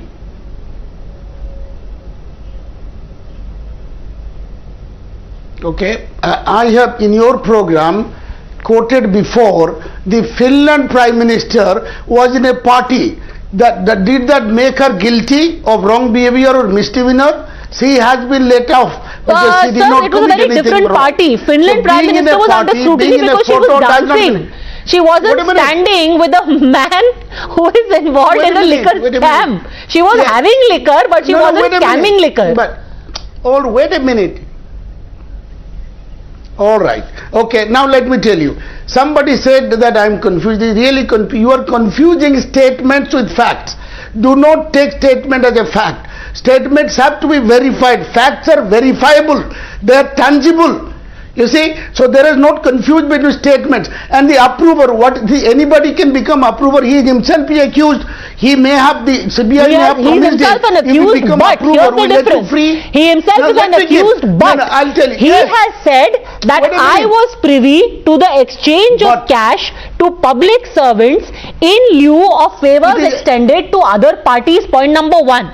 Point number two, his association with and his company of senior Aam Aadmi Party leaders is documented in pictures. Point number three, this is not somebody who is randomly sidling up to the chief minister and taking pictures with him. He is somebody in whose restaurant the leadership has come. There is a difference in me walking up to you in a sabha and taking a selfie. There is a difference you coming to my office and taking a picture with me while smiling. Okay, I'll make it easier for you. For 3 points, I'm giving you 1 point answer. I'm making a statement that I've given you 1 crore. I have given you 1 crore. Yeah. Do I not have to prove it? It is my statement I'm making in a television. And which is why, excellent example. So what did you say? What did you say? I'll tell you. What did you say? After saying I have given you 1 crore, you tell the CBI, I am not just saying I have given her 1 crore. Yes. I am going to become prosecution witness and I am going to become witness and speak under oath.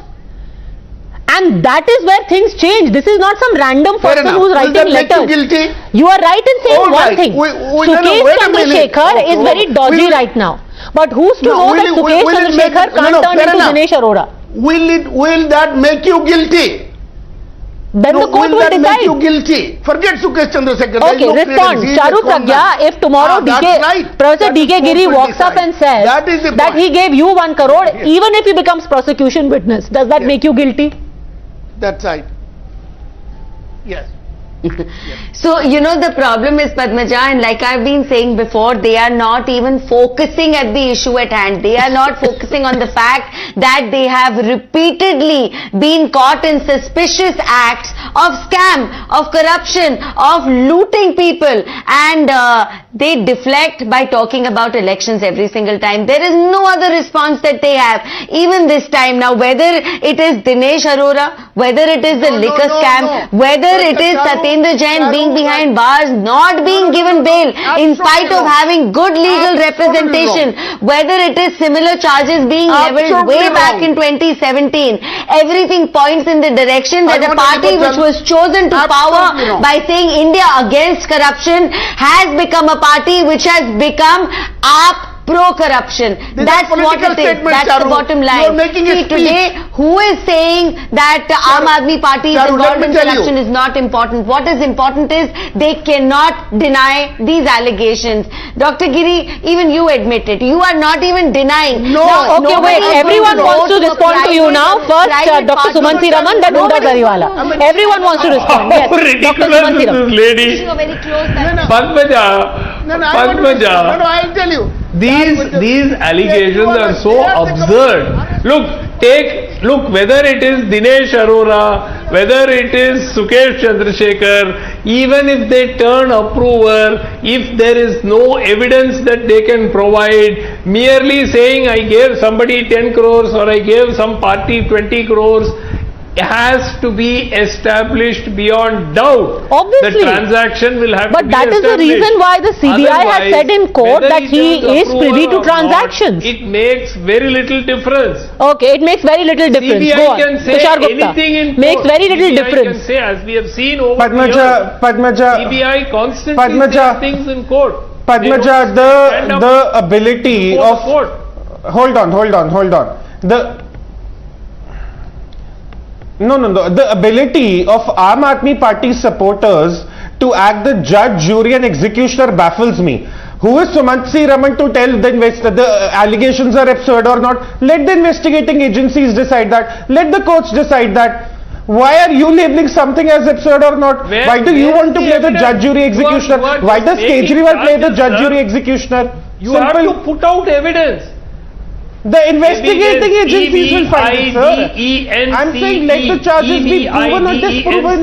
That's what you need. Let the charges be proven or disproven. You're absolutely right, sir. The EVIDENCE has to be investigated by the CBI, which is why now you've got somebody like a Dinesh Arora who could be a very important cog in the wheel. That being said, Dinesh Arora comes with a substantive amount of some backing to him with some pictures, etc. Can we say the same about Sukesh Chandrasekhar right now? Not too sure about that. Thanks very much, meanwhile, all gentlemen, Ms. Huda Zariwala and Charu Pragya for joining me.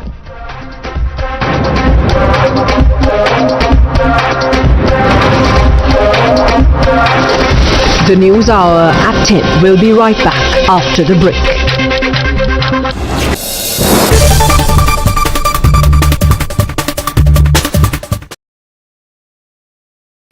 The most pressing issues, the most informed minds, free and fair exchange. Converse India with Rahul Shivshankar. आपको सब film star ही चाहिए मथुरा में। नहीं Hema Malini very good. Kanhaiya ji ने भक्त Zanjan की कल रात की सावन का also become.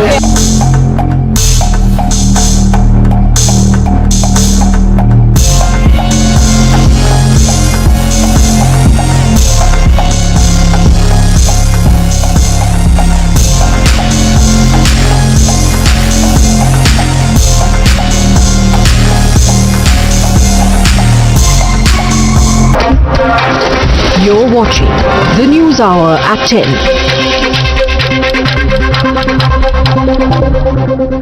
Prime Minister Narendra Modi